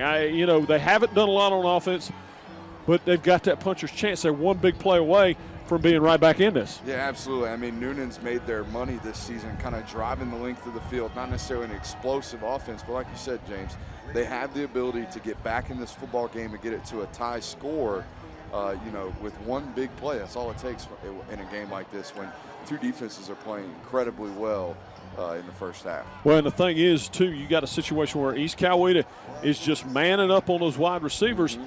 You get a man loose, defensive back falls down, it's 7 points just like that.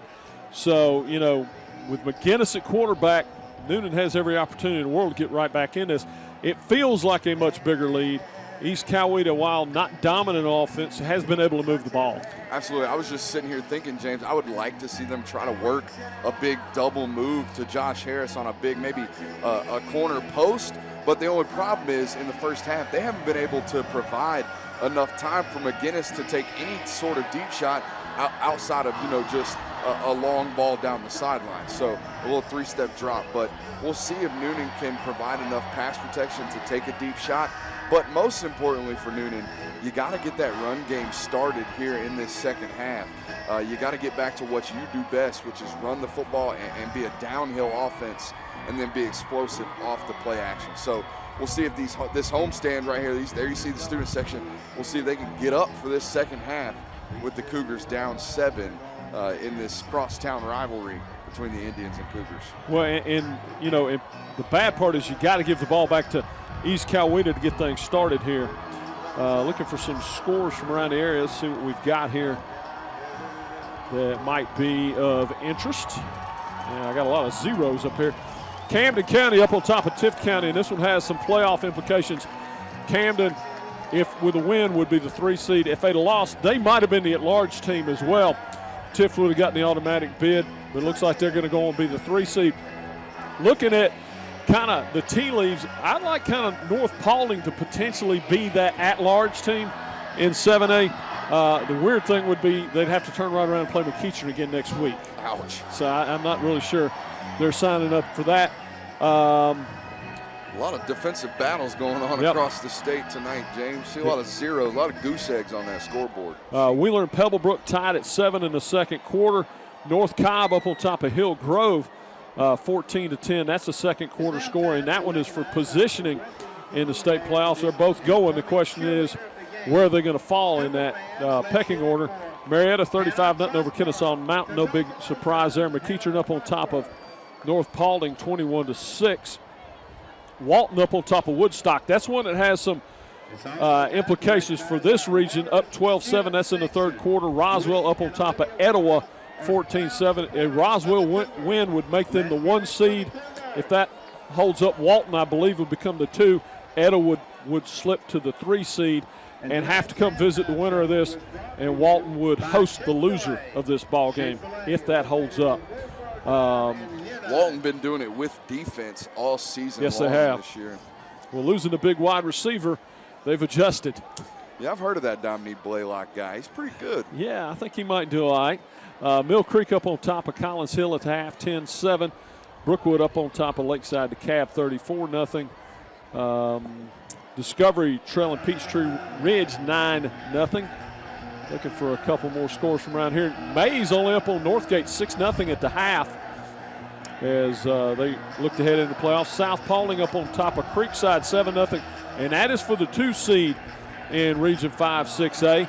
The winner of that one will host. Alexander up on top of Douglas County in the second quarter, 14-7.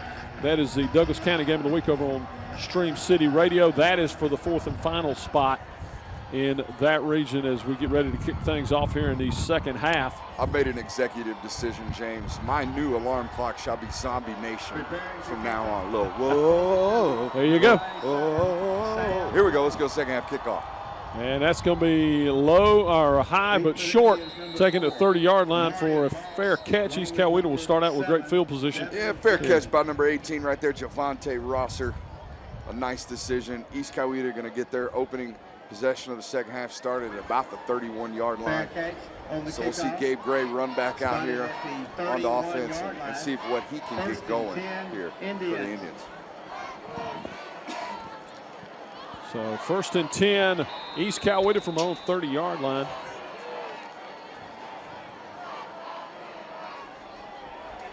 I'm going to hand off, and the ball is loose. I think they're going to call him down.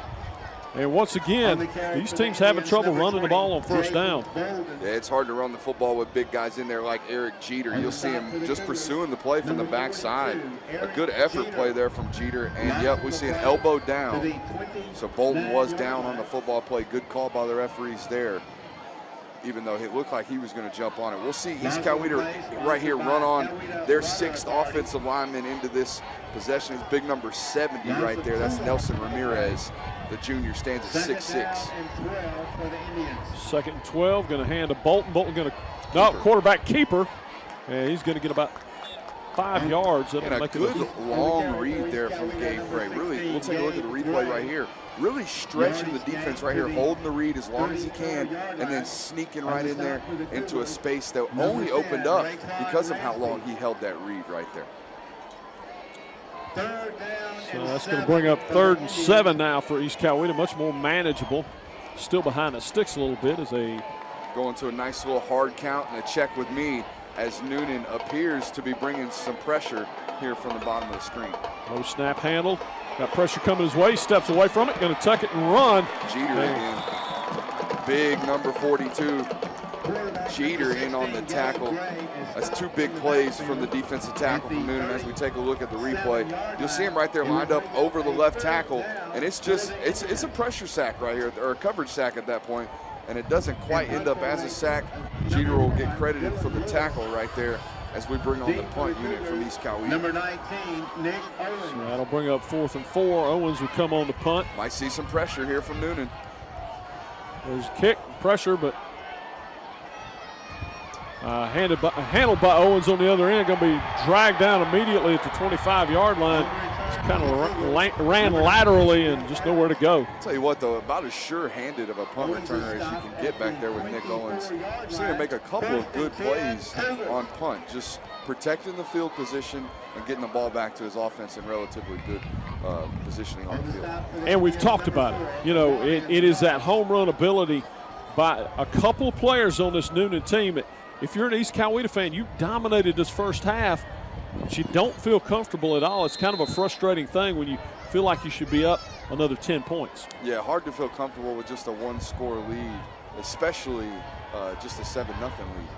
Going to run a toss sweep, going to cut it back inside and drag down after maybe a half-yard gain.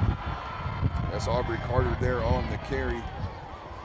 He comes up with just about a yard on the play on the toss sweep. Good job by East Coweta not allowing Carter to get on the edge. Bring him down for just a considerable gain of a yard. And they're going to call it 2nd and I'm going to say that's a long 9. Yeah, quite a long 9. We'll call it 9.5. Running onto a player onto the field late. Here it is Newnan. I would assume this is a run play. And they're going to hand it off, and once again, just nothing doing up that middle. Yeah, anytime you see a wide receiver run onto the formation late with nobody telling him what to do, odds are it's probably a run play. And we're going to get a penalty here against the Newnan Cougars, so this will push this back even further. Yeah, they have not helped themselves at all in the first half and early going here in the third with the penalties. And a really rough start for the Cougars right here to start the second half. Certainly not something you want to see if you're Coach Chip Walker. You run a guy late onto the formation, you get a penalty right here on 2nd down. So even though it looked like it is going to be declined from East Coweta. So no real penalty there. Going to bring up a 3rd and 9. 3rd and 8 according to our stat guys, so we'll go with that. It brings up a 3rd and double tight end formation here from Newnan. Play action pass. Guinness going to look to go downfield. He's got a man open, threw high, nice catch over along the sidelines. It'll be. They're going to say he got his foot in, I believe. Yep. They're going to call that a catch, and this is what we're talking about. We saw this earlier in the game. This is just Josh Harris running a double move. This is a little post corner right here from number 2 at the top of your screen. We'll take a look at it. Play action pass. Josh Harris going to sell the inside and then break to the outside, getting a lot of room. And yes, he did get a foot down there. You know, and again, it's a tough ask from the East Coweta defensive coordinator asking Willie Rice to do this right here, which is where you're one-on-one. Josh Harris has got a lot of open space there to break you off. A first down from Newnan. They convert their first 3rd down of the game. And they're going to run a little jet sweep. Nothing doing there. Actually dragged down right at the line of scrimmage. That's the leading tackler, Chase Lewis, number 33. You'll see him run this play down from behind. They're trying to get Nick Owens out to the edge. And there he is, number 33 right there, Chase Lewis on the play. A good-looking junior linebacker for the Indians. Again, their lead tackler came into the game with 82 tackles on the season, and he's added a few more tonight, James. Yeah, that he definitely has. It'll bring up a 2nd and 10 from the 41-yard line. Guinness giving some directions. Going to shift his. They're bringing pressure from the short side is East Coweta. And try and pick it up. They do pick it up. He's running for his life back there again. He'll get a couple yards out of it. But once again, just surrounded by white and purple. Yeah, it's a similar game plan we saw Westlake do to him, right? Crowd the box, play man-to-man defense out on the edge, and get pressure after McGinnis. You got to get this quarterback off of his spot. You can't let him get into comfortable 3- and 5-step drops and rip the football. That's when he can beat you. Especially with that hobbled leg we mentioned in the first half. Well, that's it. You know, you've got your top wide receivers out. And not that there's not other quality receivers out there, but it moves everybody around and changes what the defense has to do. You see the game plan for East Coweta.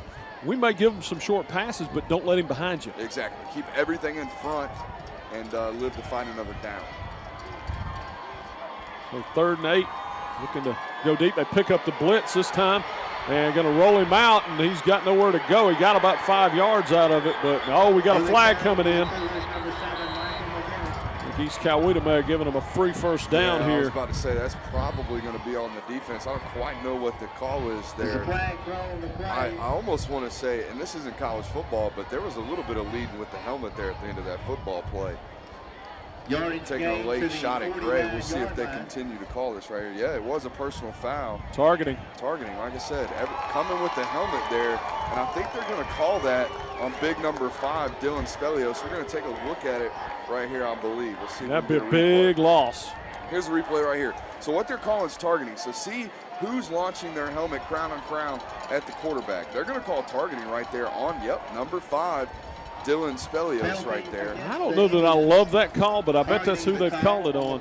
You know, and this is where we've come at this point in the game of football. You're asking defenders to avoid head-to-head contact when you've got runners who are using the crown of their helmet and leading with the crown of their helmet when they're running the football. So, you know, a lose-lose situation as we see play action taking a shot here. And nice completion, a nice open field tackle.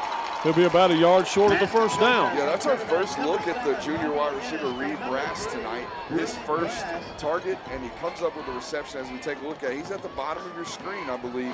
Just going to run a slant, and McGinnis going to get him the ball. It might have been a stop route there at the top of the screen. So going to bring up a very convertible 2nd and 1 right here from Newnan.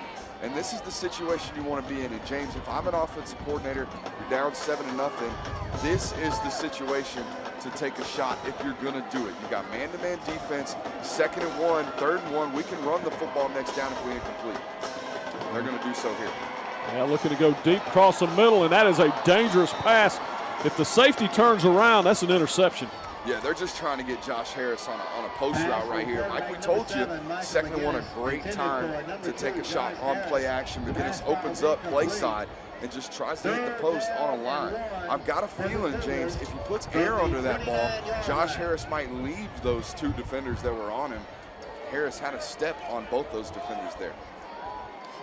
So 3rd and 1 for the Cougars. We'll see what they can do here. But still, you like your chances on 3rd and 1 if you're Newnan right here. You run the football, this is what you do. You got to convert this if you're the Cougars. Hand tail back, he's hit, but he's going to get the first down. Keeps driving them big legs and spinning. Makes a nice gain out of it. East Coweta thought the ball might have came out there, but referee's going to call him down, and we're going to move the chains. Let's take a look at the replay. Look, Carter's hit in the backfield there by number 74 from East Coweta. Well, that is close. That's Wagner in there on the tackle, but referees move the sticks. First down for the Cougars, and creeping in to almost their first red zone possession of the game. Carter did a good job of hanging on to that. It was coming loose, but he was able to kind of gain control. But man, that was close.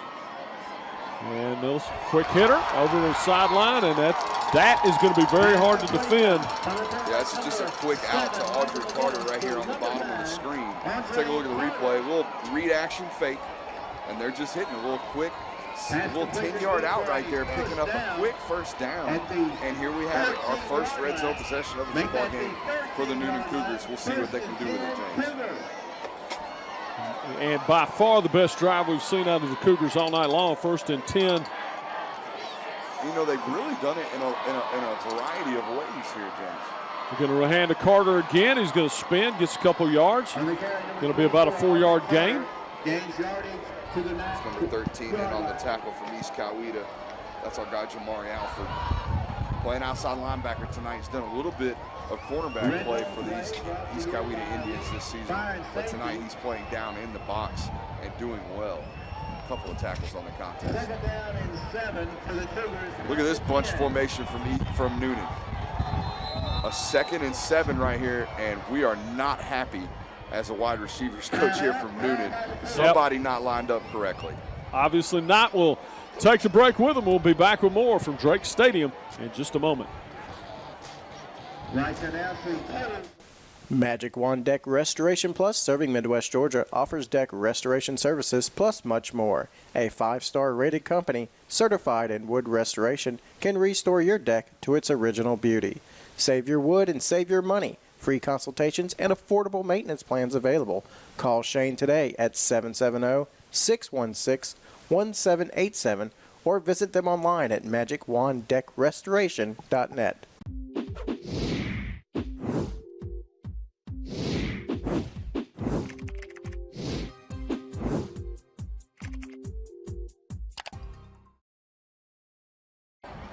And welcome back to Drake Stadium as Newnan threatening for the first time all night. And they got a nice drive going here. Brooks by far the best one they've had. And set up with a 2nd and 7.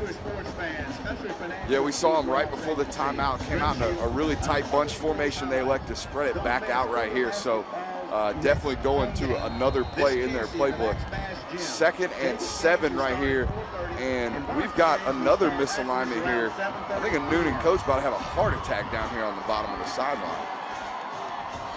And McGinnis in the shotgun and going to look to go, and there's pressure again, and spun from a first one, hit by a host of white and purple. Yeah, led by number 91, Abdul Gaither right there. I believe it was. Take a look at the replay right here. He's hit immediately from the bottom of your screen right here. Somebody comes loose. Yeah, oh, actually, it's number 23 right there, it looked like. Yeah. And we've called his name all night. Yeah, that's Devin Holmes right there, having himself a football game for the East Coweta Indians. Like you said earlier, he may not have gotten the credit for the sack, but he's the one that made it happen. And again, we talked about it. It's knocking McGinnis off of his spot. You can't give that guy a clean platform to throw from. I think we got a pull in left guard here. Nope. 3rd and 19, going to throw to the end zone. And caught. Touchdown, Newnan. Josh Harris with an absolute man play right here. This is nothing but asking your guy to go make a play. Josh Harris on a back shoulder fade here, a well-thrown ball from McGinnis, and there he is looking at his hands. No question about it. He extended the ball at the end of this play, too, for the touchdown. Let's take a look at the replay. You'll see McGinnis here, just a simple step back, Back shoulder fade to his guy, Josh Harris. And again, a man of a play right there, extending the ball for the touchdown. And the Cougars, a point after attempt away from tying this football game. And they do convert the PAT as Newnan ties this football game, James, 7-7. The extra point attempted good. The base kicker, number 97, Sam Little. 7-7. We'll take a break. We'll be back with more here from Drake Stadium in just a moment. Since 1981, Southside Wrecker Service has provided Coweta County and the South Metro area with reliable towing, recovery, and roadside assistance services. Next time you need a tow, call their friendly and professional staff of well-trained operators featuring a fleet of modern equipment for light and heavy-duty towing and equipment transport. Georgia DOT certified, available 24/7. Call them at 770-964-8220 or visit them online at southsiderecords.com. Southside Wrecker Service. We get you there.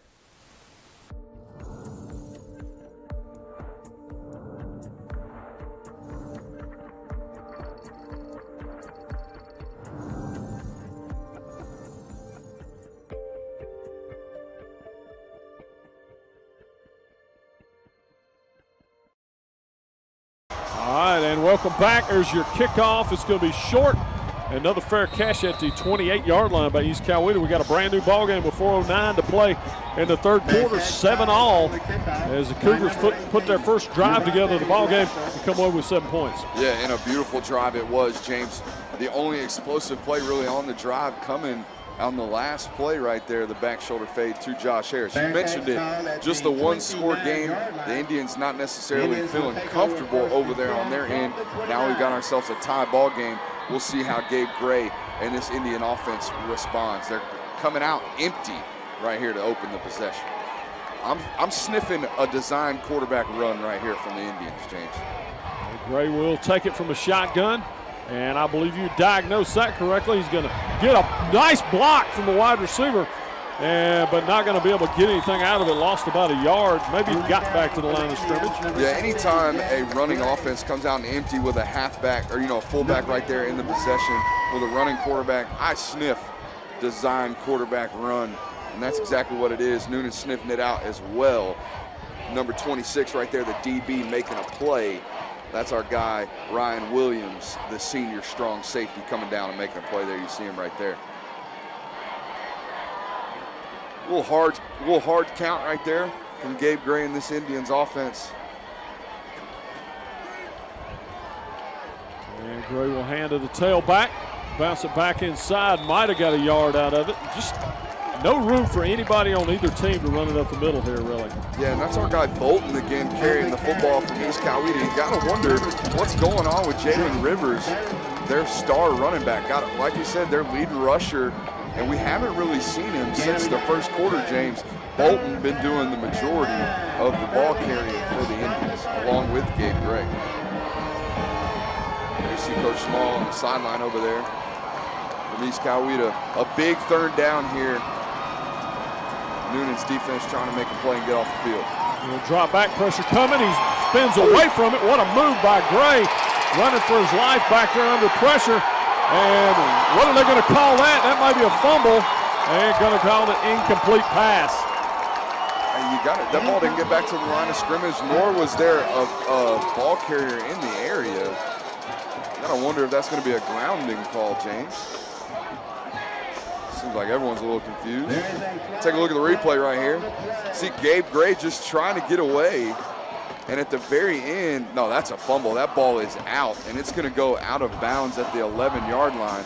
Second look coming right here. You see Gabe Gray extending the play with his feet, but right there, that ball is loose. That's number 10 from Newnan there on the tackle making a play. That's Raekwon Ramsby, the senior strong safety, free safety for Newnan in on the play. And the officials are going to talk it over. We'll see if his initial call was incomplete. Yeah, unfortunately, the white hat, take a look right here, got a holding on the defense. Holding on the defense, what a huge call that is. So that play, James, goes from a fumble, what would have been a fumble, and a second and about 29 from the 11-yard line. Down. And now it's going to be an automatic first down, I believe, right here, James. It would have been 4th down. Wow, what a break for the Indians. Chip Walker certainly not happy here on the sideline. Yeah, I don't think he was asking to get addresses for his Christmas card list.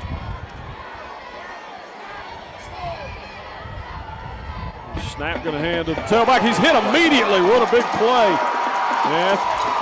Once again, right there in the middle. That's Brandon Tolbert, the nose guard there, in on a tackle from Newnan. Big number 51 making a play, a nice tackle for loss. Going to bring up a 2nd and 15 for the Indians. So here's a look at the replay. Just occupies the space from the pulling guard. You got to get that back block if you're a center. You've got to get to that 3 technique. I know it's a tough block and a tough assignment, but he's going to be trailing the pulling guards. Snap, going to drop back, looking to go deep. Throw down, got a man wide open in the middle of the field, and I don't think anybody's going to catch him. Touchdown, East Coweta. What a huge play as Moss breaks open in the middle of the field, and Bray just laid it up there and let him run underneath. Yeah, that's the younger of the Moss brothers. That's a Marion Moss right there, the leading receiver for this East Coweta offense, and he gets empty and open into the back of this defense from Newnan. And just a rainbow of a pass from Gabe Gray. There you see it right there, but it doesn't matter. Nobody within 10 yards of Moss. And when he's got the ball and space, nobody's catching him. One of the faster guys on the field tonight in this matchup. There's another look at it. I mean, nobody catching him. Moss scores. And what an answer from the East Coweta offense, and certainly helped out by a beneficial call right there on what we think was a fumble. There's a kick, and it's up. It is good. And makes your score 14-7. East Coweta. We'll take a break. We'll be back with more from Drake Stadium in just a moment. As a lifelong Newnan Cougar family, the Motlas are proud supporters of high school athletics. Thanks to the Motla family for helping make it possible to view tonight's action.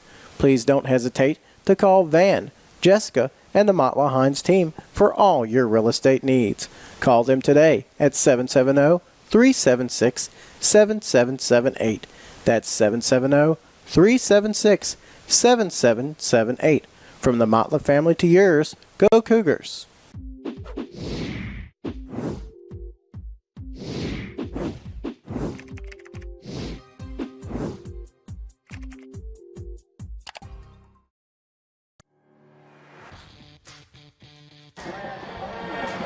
And welcome back to Newnan High School, where East Coweta's gone back up on top 14-7 with 1:49 to go here in the third quarter. Hey, we said we thought we'd have a dandy. It's turned out to be exactly that. Yeah, and what 2 different styles of an approach of a way to score a touchdown. We see Newnan just milking the clock, walking the length of the field.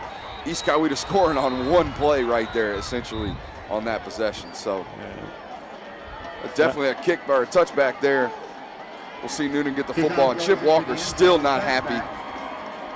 As you know, some people don't like to see this, what we're looking at right now. That's called instruction. Yeah, I mean, personally, I don't mind, especially these younger players. Some of these younger players need to be snatched up and talked to and spoken to, you know, rather aggressively. Now, I wouldn't necessarily like to see a professional athlete yacked up like that, but at the high school level, I'm here for it. Yeah, and he's grabbing his jersey. He's not grabbing the face mask. That's become taboo in recent years.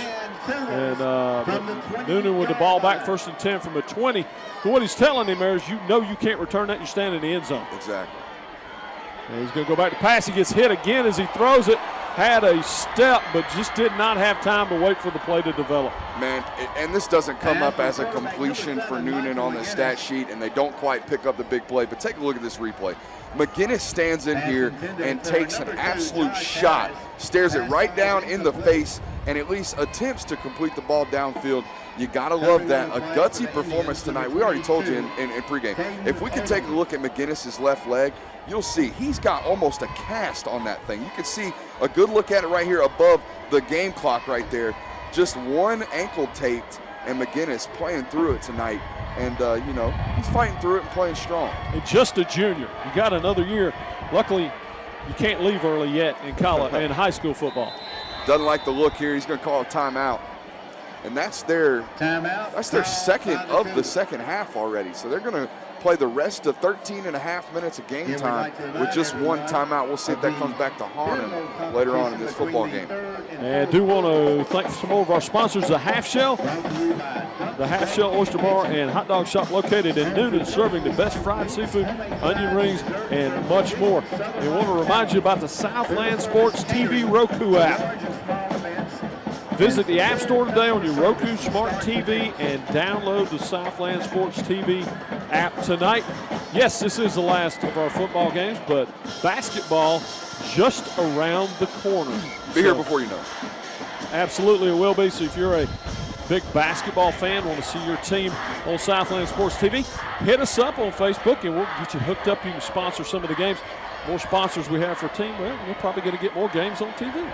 And while we're talking about sponsors, if you enjoy football, we got some more Georgia football coming on the rest of the year. Check out Sports Illustrated's Bulldog Maven over at si.com/college/Georgia. Low snap, McGinnis handles it, and he's going to be gobbled up at the 10-yard line. Just nowhere to go. And no surprise, it's our guy Dylan Spelios in there. We've talked about him all game. Big number 5 getting in there and making a play. Now his 10th sack on the season. You see him looking there with the McGregor walk. I like to see it. Playing with the cowboy collar too. Dylan Spelios, a fine football player for these Coweta Indians. That's a good-looking player right there. And he's going to get another year here at East Coweta, just a junior. So, you know, that's a college football player if I've ever seen one. He's at the bottom of the screen right now. We'll see what happens. He's unblocked. Look, Aubrey Carter, you might want to pick that up. Look, don't let anybody cross your face, especially when you know we've got a play-action pass coming out there. McGinnis going to take it, drop back, and sling it deep. And well defended, almost intercepted. The wide receiver turning into the defensive back there as Brass breaks it up. Take a look at the replay. Play action pass. This is good body positioning from the cornerback in Willie Rice. He's got his eyes on the football. He's got his body in stride and in phase, as we call it, with the wide receiver right there. That's a good cornerback play there from Willie Rice. And they've been doing it all night. Again, they have the hardest task, in my opinion, for this East Coweta offense, though Newnan's not necessarily a deep bombing passing attack. Here they come again, and he gets it out of there. I don't know how he did. It's not a great one, but, hey, they're lucky it's not another at least 2 points there. Yeah, absolutely. Newnan's done a good job. Newnan's punter especially done a good job of getting the ball out under pressure. They've had heat on him all night. After about the third punt, once East Coweta realized, all right, the fakes are out of the way. They done thrown the fake at us to open the game. Now we can really apply the pressure and send it after them. And they do so right there, but Newnan able to get the punt off. So East Coweta going to get the ball back up 7 with just over 30 seconds left in the third quarter. Get another look at the big fullback, number 42 in there. They're going to hand it off. He's rumbling, and he's broke through down to the 15-10. Bumped out of bounds at the about 6-yard line, it looks like. James, it's Jalen Rivers. Our first look at him here in the second half. We talked about him, wondered where he was. Here he is right here making a big play. And this is what he does. This is what he brings to the table, an ability to make a man miss, break a tackle, and then get out of the open field and finish with physicality. They'll probably go back to him right here in this red zone possession. We'll see a look. Yeah, right about the 5-yard line. Gonna hand it to Rivers. Gonna bounce it outside and drives in for the touchdown. I'm telling you, that's a physical running football player right there. It's almost not fair to bring him in this fresh here at the end of the third quarter. That's tough sledding. And you're right. That's exactly what it is. He's fresh at this point in a late football game, in a physical football game where Bolton's received the majority of the carries tonight. Rivers, their leading rusher, comes in here in the third quarter and makes a difference. Good hesitation move right there, and then follows his lead blocker for the score. A great possession there from East Coweta. 2 scoring possessions in a row now for the Indians. They're getting things rolling here at Drake Stadium.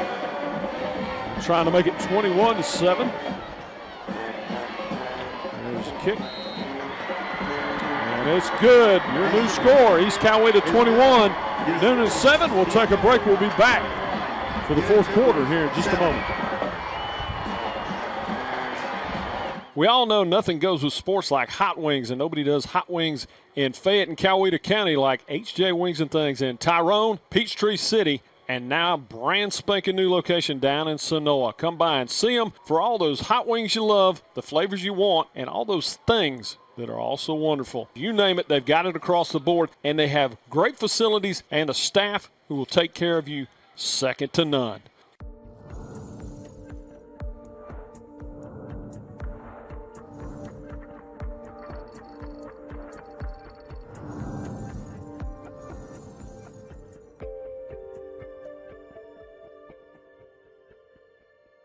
Over here, I don't know if you noticed. And welcome back to Drake Stadium as East Coweta gets ready to kick it back off, up 21-7. Newnan got to get something going. 17 seconds to go here in the third quarter, and they don't have a lot of time to play around. The good part is they have a little bit more of the big strike ability maybe than East Coweta does. Yeah, the wind howling here at the top of the stadium. And that one's going to be fielded, and clock's rolling, buddy.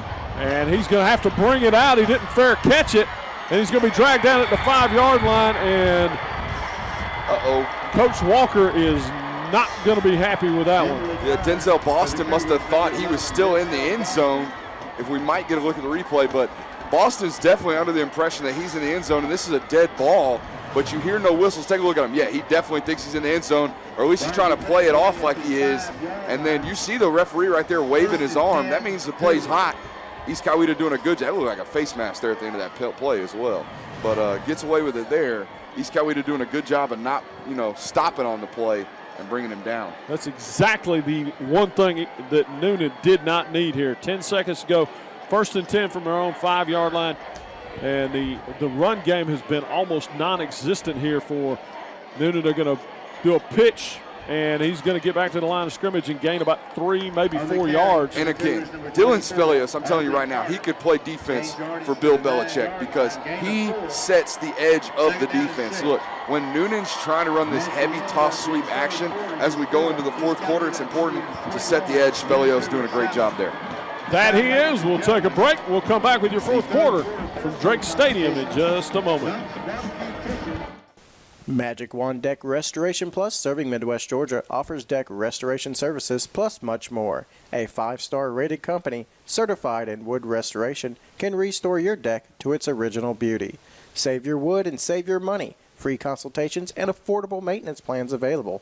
Call Shane today at 770-616-1787 or visit them online at magicwanddeckrestoration.net.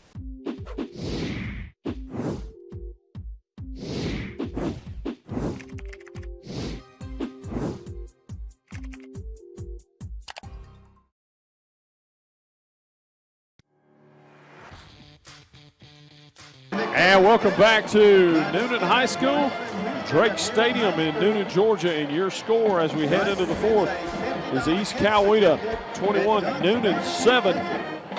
And the Cougars have the ball second and about 6 from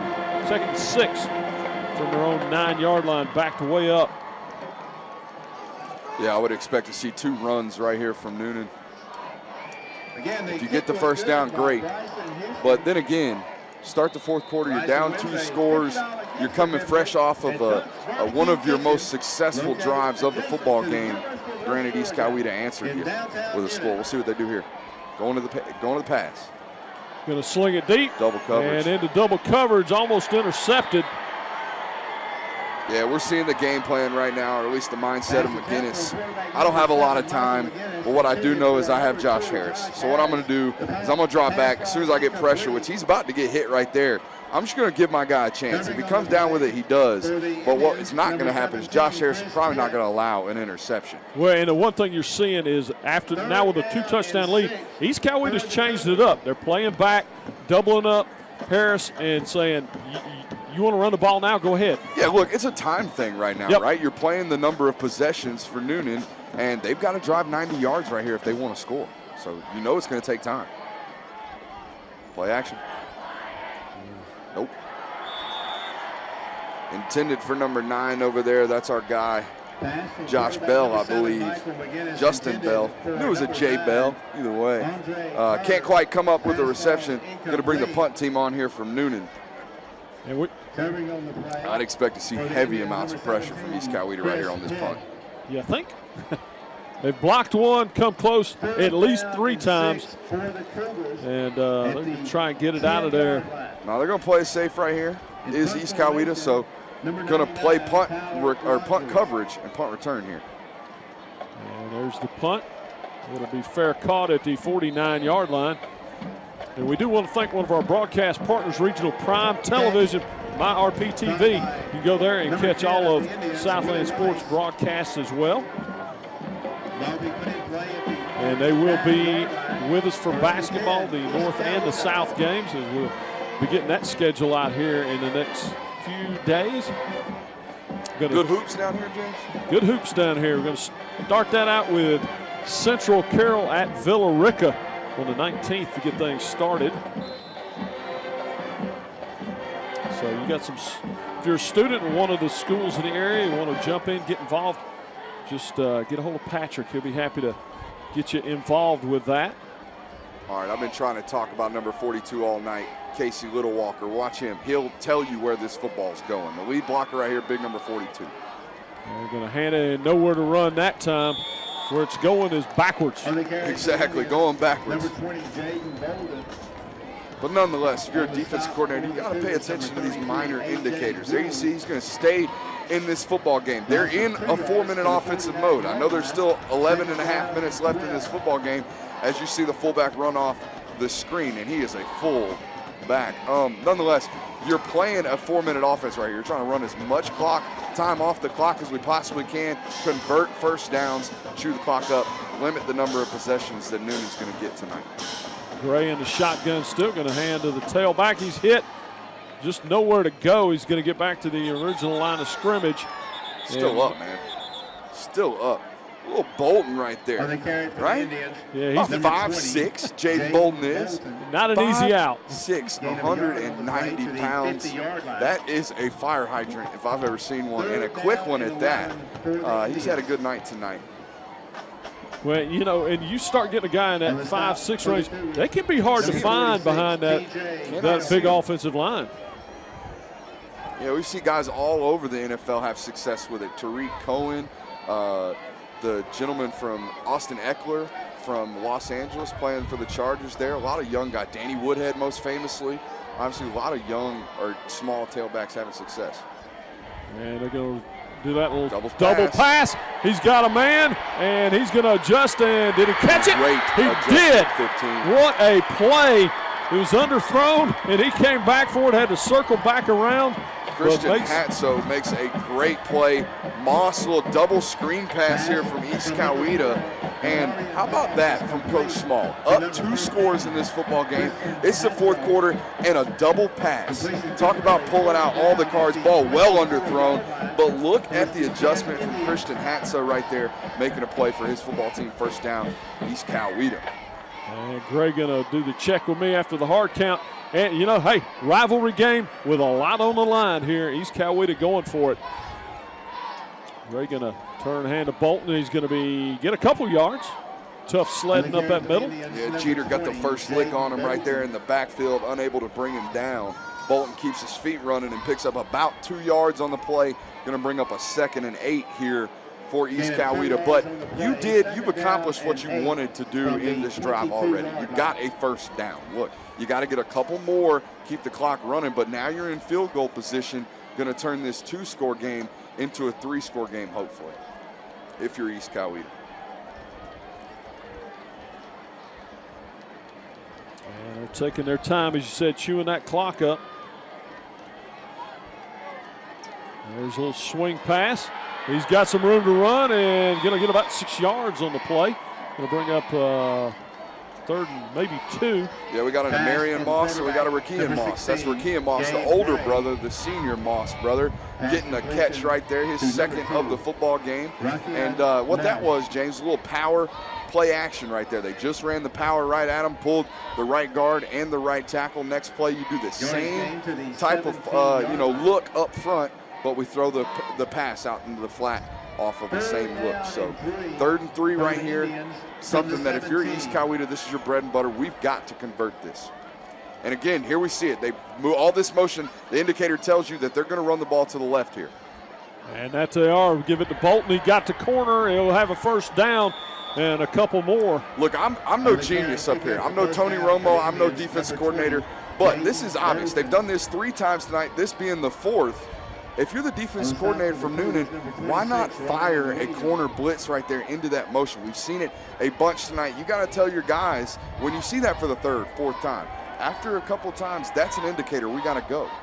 Same formation here. Let's see if they go away from it here. Look, same motion, but now they don't switch the back, as you saw that right there. They were going to a different look right there, not switching the back.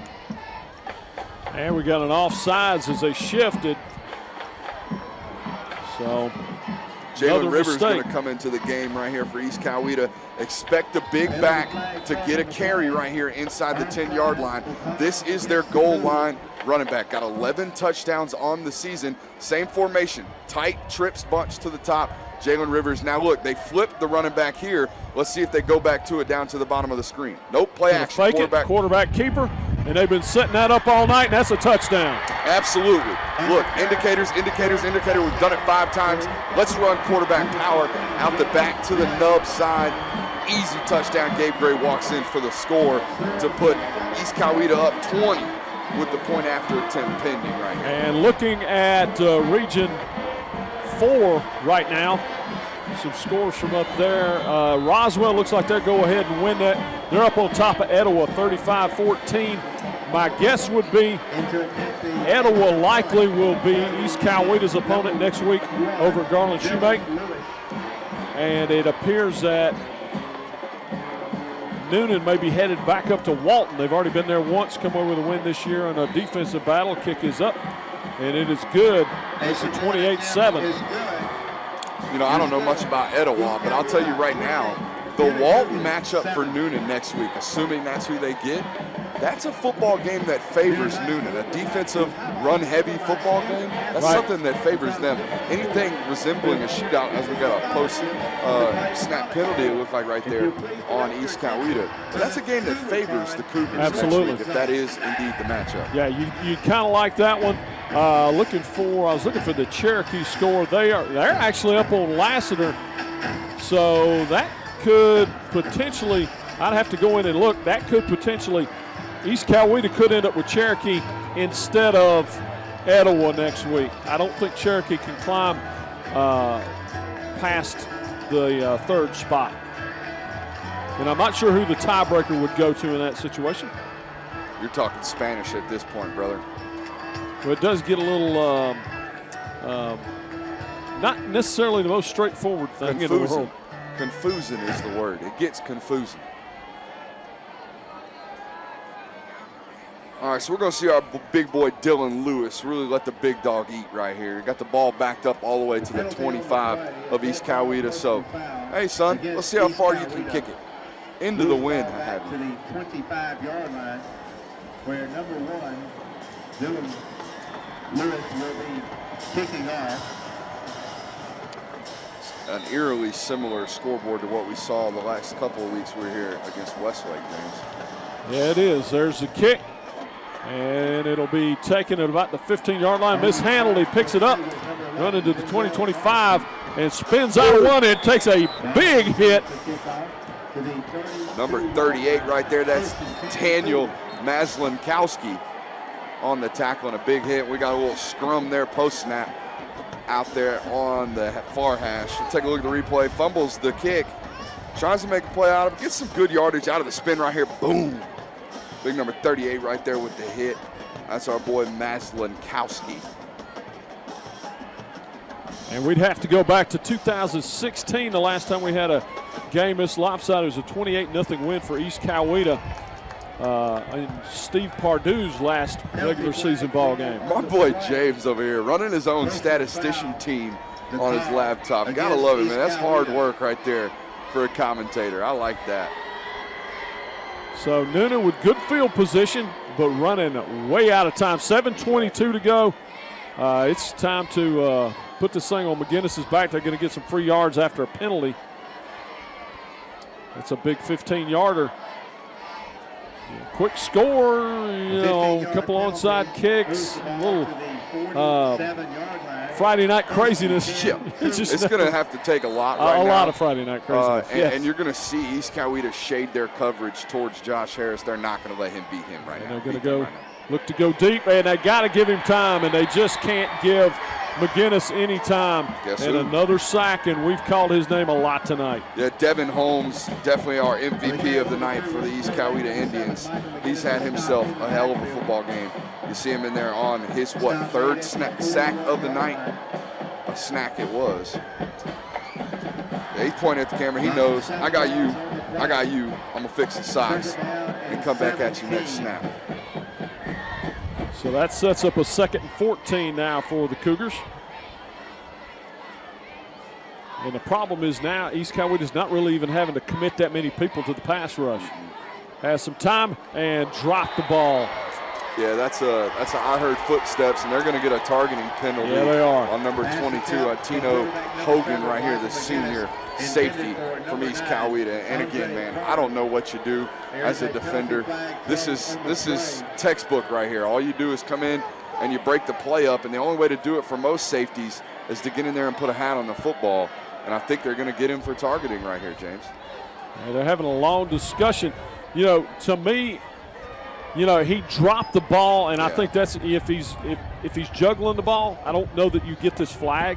But the fact that it was a clean drop, I think, they're going to get him for targeting 15 yards. Here's my thing, James, and I understand he led with the crown of his helmet, but it didn't seem to have malicious intent. As we take a look at the replay, as soon as he hits the guy, realizes it's incomplete, he stops. That's a terrible call. He stops. That is a terrible call. They're face mask to face mask, if anything. He's looking this guy in the face right there. That's football. Now, if you want to call anything, call personal foul for taunting right there. If you want to call absolutely anything right there. What I don't like is calling the targeting penalty right there. The only thing I'm okay with right now is it's high school football, and Patino gets to stay in this football game.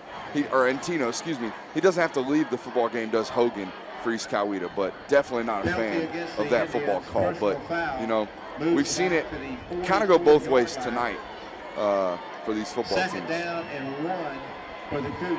Well, that's the second targeting call we've had. I didn't like either one of them. I know they're going to call it if it's close in high school football. There's pressure coming again. He's able to step away, and there comes another one. He gets rid of it and not giving up on it.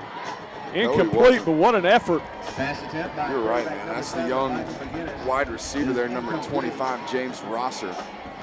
Plays a little corner for Newnan tonight. A small guy, too, but he's fighting out there. Down 28-7, just under 6.5 minutes left in this contest. A 3rd and 1 right here. You got to move the sticks if you're Newnan. So I would imagine you probably see a run play here, even though there's 6.5 minutes left. You got to get the first down primarily, and then we can see what we can do after that. But a tight end and a fullback in the formation here for Newnan.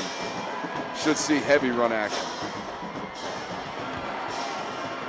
Toss sweep to the top side.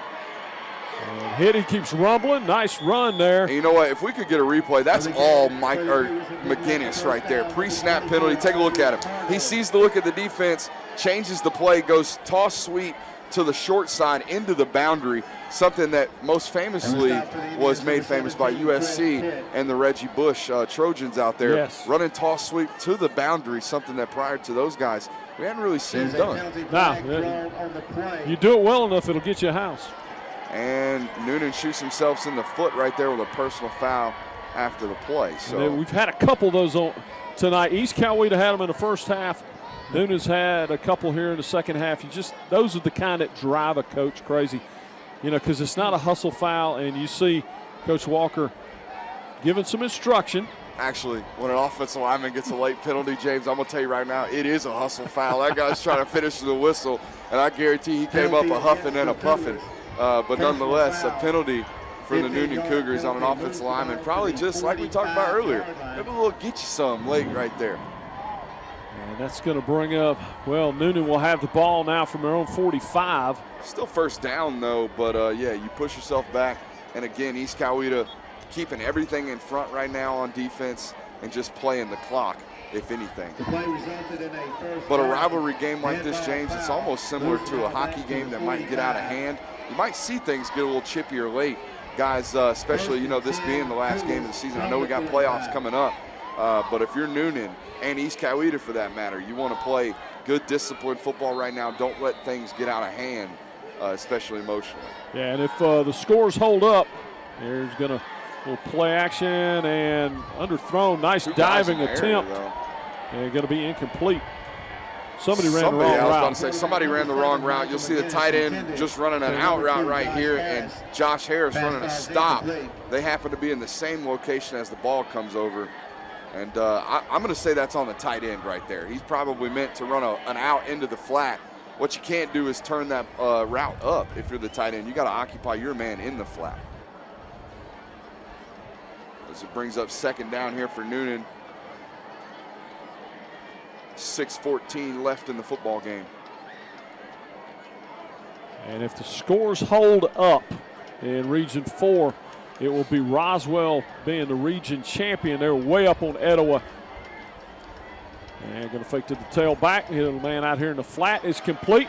And nice open field job by East Coweta. Yeah, we saw Newnan run this play early in the football game, just getting Josh Harris in motion, running that, clean jet sweep motion across the formation, and then just getting him into the flat where East Coweta can't quite match up man-to-man as he runs across the formation like that. So an easy completion brings up a third and 4 here for Newnan.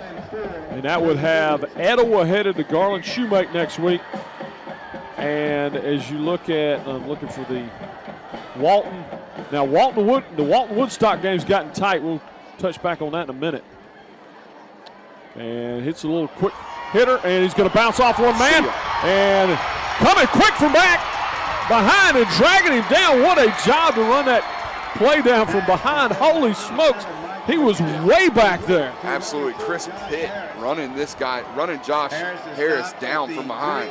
You'll see, breaks a tackle right there. That's a shoulder tackle. You can't do that to a big receiver like Josh Harris, but here you see Pitts coming into the screen and running him down from behind. Josh Harris, not a slow receiver by any means, but that just tells you the kind of speed Pitt has. Look at him just enter the screen, hawking him down. And there's a handoff right up the middle. We'll see if they signal, waiting for the signal. I thought he got in, but I think they're going to call it short. Yeah, they're now going to signal touchdown. A quick score there for Newnan. So you bring it to a 2-score game, assuming the point after attempt is good here. But with just over 5.5 left, 2-score football game, East Coweta going to be back in a 4-minute offense. We'll see what they like to do here and see if they can convert this PAT. There you see the replay. Aubrey Carter just running straight ISO down the pipe, right down the A-gap. Gets an easy score. And that one's good. Barely squeaked in. We score 28-14. And looking a little bit closer at what's going on. Walton right now clinging to a little old 3-point lead over Woodstock. Here's how crazy that region is. If Roswell's got Etowah beat, that's not going to change. If Walton loses to Woodstock, Cherokee jumps from 4th to 2nd. And Newnan would be headed all the way up to take on Cherokee. So, go figure. It's a cluster over there in that region, huh? That it is. So we'll see if we'll continue to keep an eye on that one. We'll continue to keep an eye on that one. But it does appear that, let's see, we're now, I'm trying to, there's a lot of variables here. So at that point, I don't know whether it would be Walton or Etowah coming to Garland Shoemake. I'm assuming it would be Etowah still. Because I'm guessing at that point, Walton and Woodstock would actually swap spots. Too smart for my blood, James. I could just be making that up. No one's really fact-checking it, to be honest. Oh, okay, there you go. Cougars getting ready to kick things off here again. Hillgrove up on top of North Cobb, 24-21. There's a kick, little squib kick, and it's loose, and Noonan's got it. That's number 6 in there on the recovery from Newnan. That's Jalen Jeter, the free safety on the play. Take a look at it, a little funky, not necessarily an onside kick, but in between an onside kick and a squib kick. Take a look at it, kicks it left-footed. The right-footed kicker does it, bounces off an East Coweta return man, and Newnan jumps right on the football, and James, 5:39 left. We just saw him score on an explosive play there to Josh Harris. Newnan back in this football game. Get your thoughts on this one. We've seen both these teams a couple times. Alexander all over Douglas County in the third quarter, 32-7.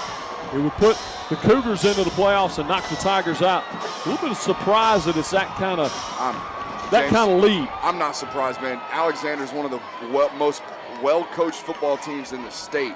So for them to be up on Douglas County, you know, it doesn't necessarily shock me, though. Douglas County's a good football There's a long throw down the sideline. He adjusts and might have over-adjusted. Yeah, that's Reed Brass, the junior wide receiver out there. It's a junior-laden football team from Newnan. Most of their primary playmakers and ball players are juniors on this football team. Score in from over at Whitewater High School. McIntosh is knocked off Whitewater 27-21. That'll send Jonesboro down to take on Ware County, as Ware County knocked off Wayne County this evening. And it will send Riverdale down to Wayne County as they were getting blown out earlier by Griffin. 41-14 in the fourth quarter. Oh, and he's going to go down again. And there he is, number 23. They just hadn't found a solution. Yeah, there is no solution, it appears, for Devin Holmes. And most of these sacks tonight, he's been just completely untouched. Take a look at him. He's going to come from the bottom of your screen. Yeah, that's just a mismatch. That pulling offensive guard's got no shot with Holmes coming off the edge like that. That's 4 sacks now for Devin Holmes. He's blowing up this Newnan offense. And a young man that's a bit under, well, he's 6 foot 215 as he's listed. But, you know, playing a bit bigger than he's listed tonight. Stars Mill went on and clinched the region. They beat Fayette County tonight 49-7. They will get Bradwell Institute. Going to get either a timeout from Newnan or a false start. I think it's a false start. False start. Going to be on the left tackle. Nope, from Newnan. No, they're actually, yeah, you're correct. My bad. Got multiple things in my ear. That's why you're wearing the earbud, buddy.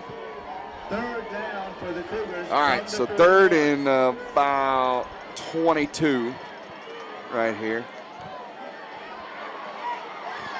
And McGinnis going to take it and run, wrap knee and all, drops a shoulder. And you see the competitiveness. You know why this team rallies behind this young man. He's everything you want in a quarterback. He's got the leadership, and you've seen athletically, you know, kind of that Matt Ryan. He can run enough.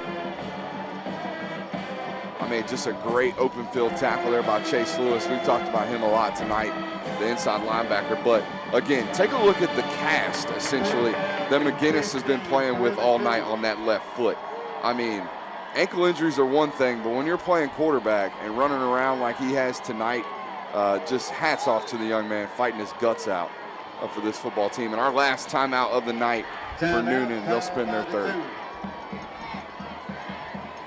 I think we're going to stay here with them.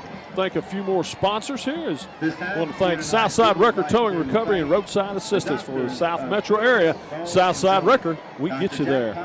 Van Mottler and Mottler Hines Real Estate Team, proud supporters of high school football. West Georgia Auto Transmission, located in Carrollton. Transmission repairs, oil changes, and general maintenance. Visit Daniel and his staff today. Magic Wand, Deck Restoration Plus, serving all of Midwest Georgia. Shane and his staff specialize in deck and wood restoration. HJ Wings and Things in Tyrone, Peachtree City, and their brand new location in Sonola. HJ Wings and Things is the home of the Scorcher. Coweta Score. Before the game, after the game, during the game, Coweta Score has Coweta Prep Sports covered. Also, the Half Shell, an oyster bar and hot dog shop located in Newnan, serving the best fried seafood, onion rings, and much, much more. One of the few places you can actually still buy raw oysters in the area. Yeah, you got to be a trustworthy young man to trust the oysters here in Inland, Georgia, in Newnan. Coming I bet they're yummy. Straight out of Apalachicola. There's a long pass, and what a catch! I'm going to tell you what, Josh Harris is going to do absolutely everything he can to keep his Newnan Cougars in this football game tonight. And unfortunately, he looks like he's coming up a little bit lame, but we'll take a look at it right here. He's in the slot position, just running a post. Cover 2 back there. That ball looked like it snuck out, but no replay in high school football. That's going to be called a catch. As Josh Harris still bent over a little bit there. He's hurting right now. But guess what? It's the the tight part of the football game as you see him exit right now. Yeah, it's hard to run when you can't stand up straight. You're right. I think got the breath knocked out of him there a little bit. Just over 3.5 left as the clock continues to roll. Play action here. They're going to take a shot. McGinnis has time for a rarity. Steps away from one man. And a little dump pass to the running back, and they're going to hit him for no gain. But what a job by McGinnis to find somebody to get rid of the ball to. Yeah, it's a straight-up scramble drill right here. Aubrey Carter finding a little space, clapping his hands right there. You see him, gets the catch, gets upfield, and picks up about a yard on the play. Josh Harris now back into the football game for Newnan, so he gets a quick blow, and it's back on. There you see him in the backside of that huddle. He's hard to miss.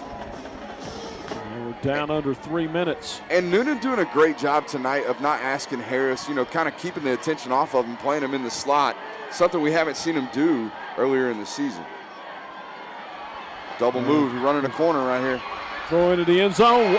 Nice adjustment, can't come up with it, and going to get the flag. Yeah, referee was reaching for it in his pocket earlier. You got to get, and another one. Going to get a personal foul on East Coweta for talking a little bit too much to the referee right there. And look, Josh Harris just running a corner route right here. And as he comes back to fight for the football, neither of the East Coweta defenders have their head turned around. That's an automatic pass interference. And then what you can't do is argue, gentlemen. We can't talk to that referee. He's always going to be right. I think they're going to get number 22 here from East Coweta, not only on the pass interference, but on the unsportsmanlike conduct. So, and it's not like we're in the middle of the field. It's going to be half the distance to the goal, but still something you don't want to see if you're Coach Small over there on the East Coweta sideline. No, absolutely not. 2:31 to go in the ball game. And that's going to give them first and goal. And personal foul, the call against East Coweta. Looking for a few more scores here. Here's a little bit of a surprise. Stockbridge, who has not been quite as good. They putting it on Jones County tonight, 37-14, and that's to hold on to the third spot and stay out of a big three-way scrum with Ola and Union Grove. I'm taking a look at that 49-7 Stars Mill Fayette County score. How many rushing yards you think the Panthers have tonight over there? They got a couple. Lord. Woo. Yeah. Timeout here on the field from East Coweta. That'll be their first of the half with just over 2.5 left. And, James, you got to try to keep Newnan out of the end zone here. Obviously you don't want them to score, but you definitely don't want them to score quickly. You want to make them run as much time off the clock as you possibly can. No doubt. But, James, here, look, 2-score game. Newnan, assume they score here and still, manage to get East Coweta off the field. Right. You don't have any timeouts left. Coach Chip Walker and the Newnan Cougars have already burned all 3 timeouts here in the second half. We thought it might come back to haunt them, and unfortunately, I think it might. So we're going to have to keep our eye on that, assuming they score here again. But East Coweta are going to do everything they can. If I'm East Coweta, I'm sending the house right here. Lock up in man-to-man like you have all night. Send 9 defenders and see if you can get after them. And if you don't, you give up the early score. Your offense has got to do what they've got to do, get a couple first downs to end this football game if you're the Indians. But if I'm the defense coordinator, like I said, I'm bringing the absolute house right here if I'm the Indians. And we'll see what they do here. They're going to roll him out. He's under pressure again. Nice chip block by the wide receiver, running back rather. He's going to try and sneak it in the corner. He's going to be just short. They give it to him at the last minute.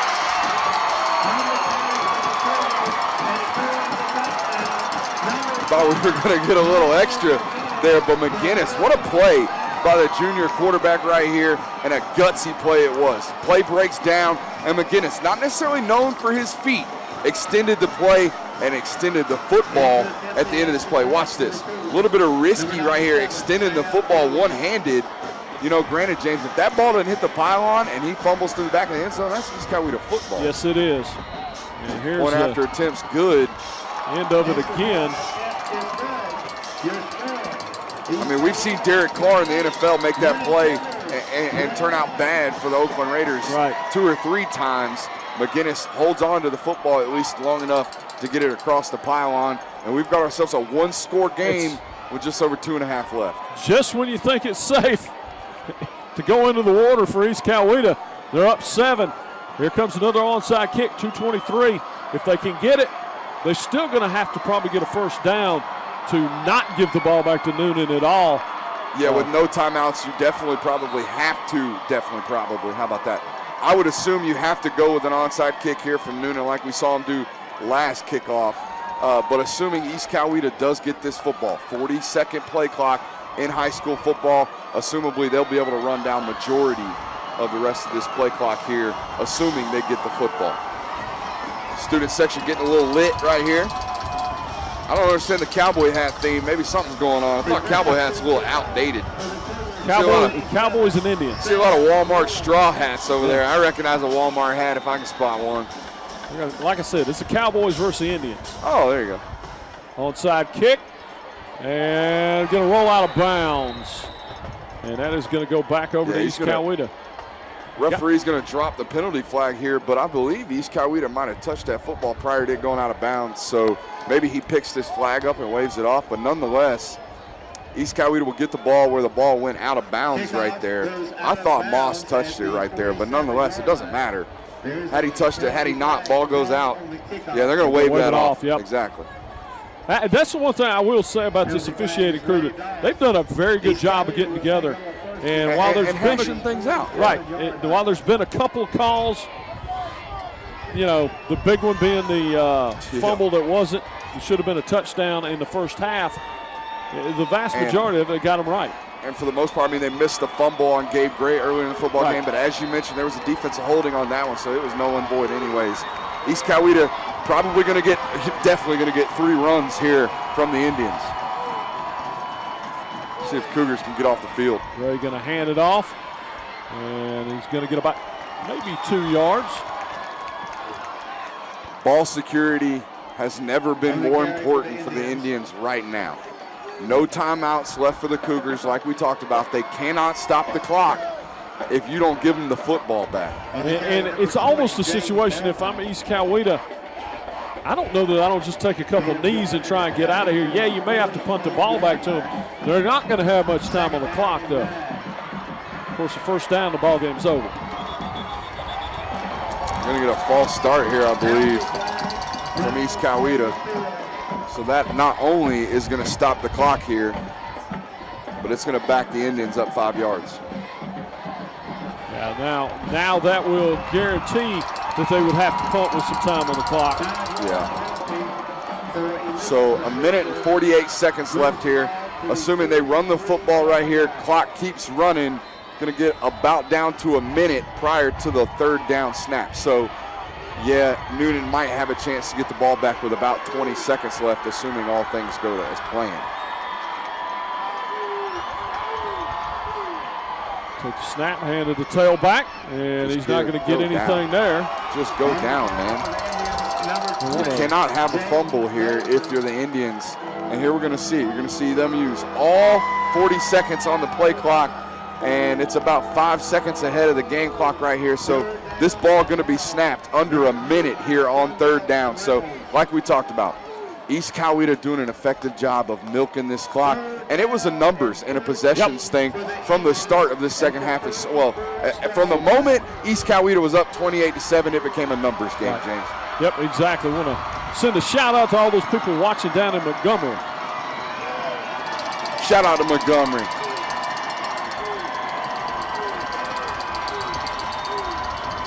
And he's going to snap it, going to keep it himself, and not going to get anything. Yeah, and this is, again, and I hate to be a critic from the booth, and it's easy to be a critic from up here when you're not on the sidelines making the decisions, but Chip Walker would love to have a timeout right now. Yes, he would, because they're going to probably run this thing down to about 14 seconds and call a timeout. I wouldn't even do that. I would just run it out, take the delay of game, kick the football, and get out of here if you're East Coweta. Going to run it all the way down to about 13 seconds. But like you mentioned, you got 2 timeouts. No reason to take one home in your pocket. Make sure you got the protection right. Absolutely. Because that's really, at this point, about the only thing that can go wrong.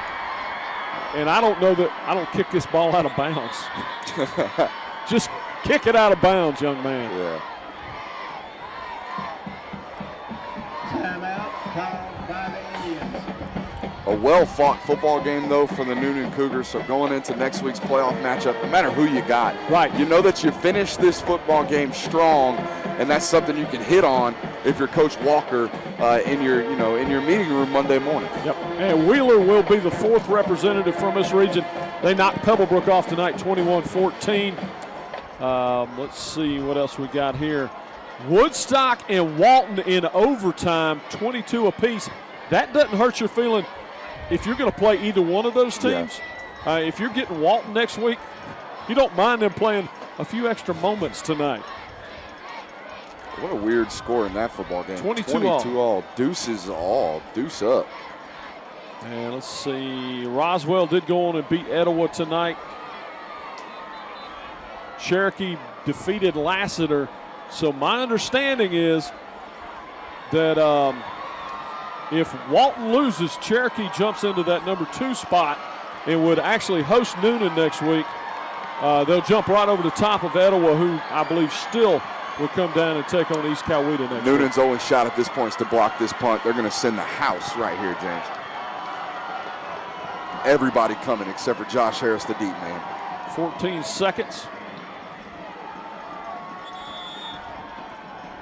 Coach Small wants a timeout to talk it over. I think he recognized what we did up here in the booth. Going to have to talk to this punt team and let them know the severity of this situation. You cannot have a block right here. All we've got to do essentially to win this football game is get this punt off and play 1 down of sound football and get the ball carrier on the ground. And we go out as the number 2 seed from the region into playoffs and get a home game. Something that staring down at 1-4 start for the East Coweta Indians. If you would have told Coach Small, I'm sure he would have gave you a coach speak and told you that he believed they'd finish 4-0 to close out this season. But, a tough slate early. Coach Small and his staff bounced back, found some offense midway through the season, and here we see him playing for a 2 overall seed going into the playoffs. South Paulding holds on and beats Creekside tonight 7-6 to go in as the 2 seed. Creekside will be the 3 seed. And Alexander will be your 4 seed. Mays held on there, 6-0 over Northgate. That's a 3rd quarter score. Here comes the all-important punt. There's a snap pressure coming. He gets it off, and that is a dandy. As a fair catch called for about the 9-yard line. Yeah, vital right there that Josh Harris even fair catch that ball to save as much time as possible. But going back to that Creekside football game, here's the replay right here. You'll take a look at the punt. A good snap from Pritchard, the great long snapper, and Moss gets it off. But back to that Creekside game, James, we've watched a lot of Creekside football tonight. Is it safe to say that they probably missed a PAT in that 7-6 matchup right there? I would not be surprised at all. May have gone for 2 trying to win it straight up. Or doing that, or doing something, but nonetheless, not necessarily trusting their kicking unit right there. And we've seen it cost them a couple of football games this year. And, of course, South Paulding, I tell you what, though, that tells you how good that Creekside defense is. That South Paulding offense is phenomenal. Yeah, watching Creekside play defense it's one call all game. Blitz. Blitz, blitz, blitz. And here you go. Going to complete it at the 20 and tackled immediately. Ball, got rid of it, and that's going to do it. It's going to be the ball game. East Coweta wins. So my understanding is this. East Coweta, with a big win tonight, will host Etowah next week at Garland Shoemake Stadium. We're waiting to see where Newnan will be headed next week. They'll be going on the road either to Cherokee or back up to Walton, which they've been to one time already as the fans come pouring on the field into the far corner down there. Yeah, we got an away team storming the field here at That's a big win. They break a 2-game losing streak to Newnan and push their all-time lead in the series out to a 2-game lead, as it is 28-21, and big-time win for East Coweta tonight. Now, you talked about it. East Coweta got off to a slow start, brutal schedule, and to come all the way back now, end up with a 5-5 record and number 2 spot in this is pretty impressive. And Newnan, I think the injuries kind of caught up with them a little bit, Brooks. What a scene right here we're watching as East Coweta's student section storms the field. And one of the more awkward encounters I've ever seen in a high school environment. But yeah, you talked about it. The finish from this season for East Coweta is nothing but incredible. They've played great the last 4 weeks, and they'll go into the playoffs nice and hot. Yeah, no doubt about it. They've got good momentum. You got to love the heart you saw out of this Newnan squad tonight as they come back and make a ball game out of this. It would have been easy to call it a day. You're down 28-7. You come back and you get a shot here at the end. And just impressive on different levels for both teams. Yeah, you don't expect anything else from a Chip Walker-led football team than some fight, right? I mean, they're not going to go down quietly. And they try to fight back into this football game, come up a little bit short. And it all comes down to that very first punt block we saw to start the football game. East Coweta, that touchdown on special teams comes back to play big dividends late in this football game. Yeah, I want to remind you, basketball coming up for Southland Sports on the 19th over in Villa Rica as Central Carroll comes in, looking for students to get involved in that. Playoffs coming up for East Coweta and Newnan. We'll have both of those on Stream City Radio.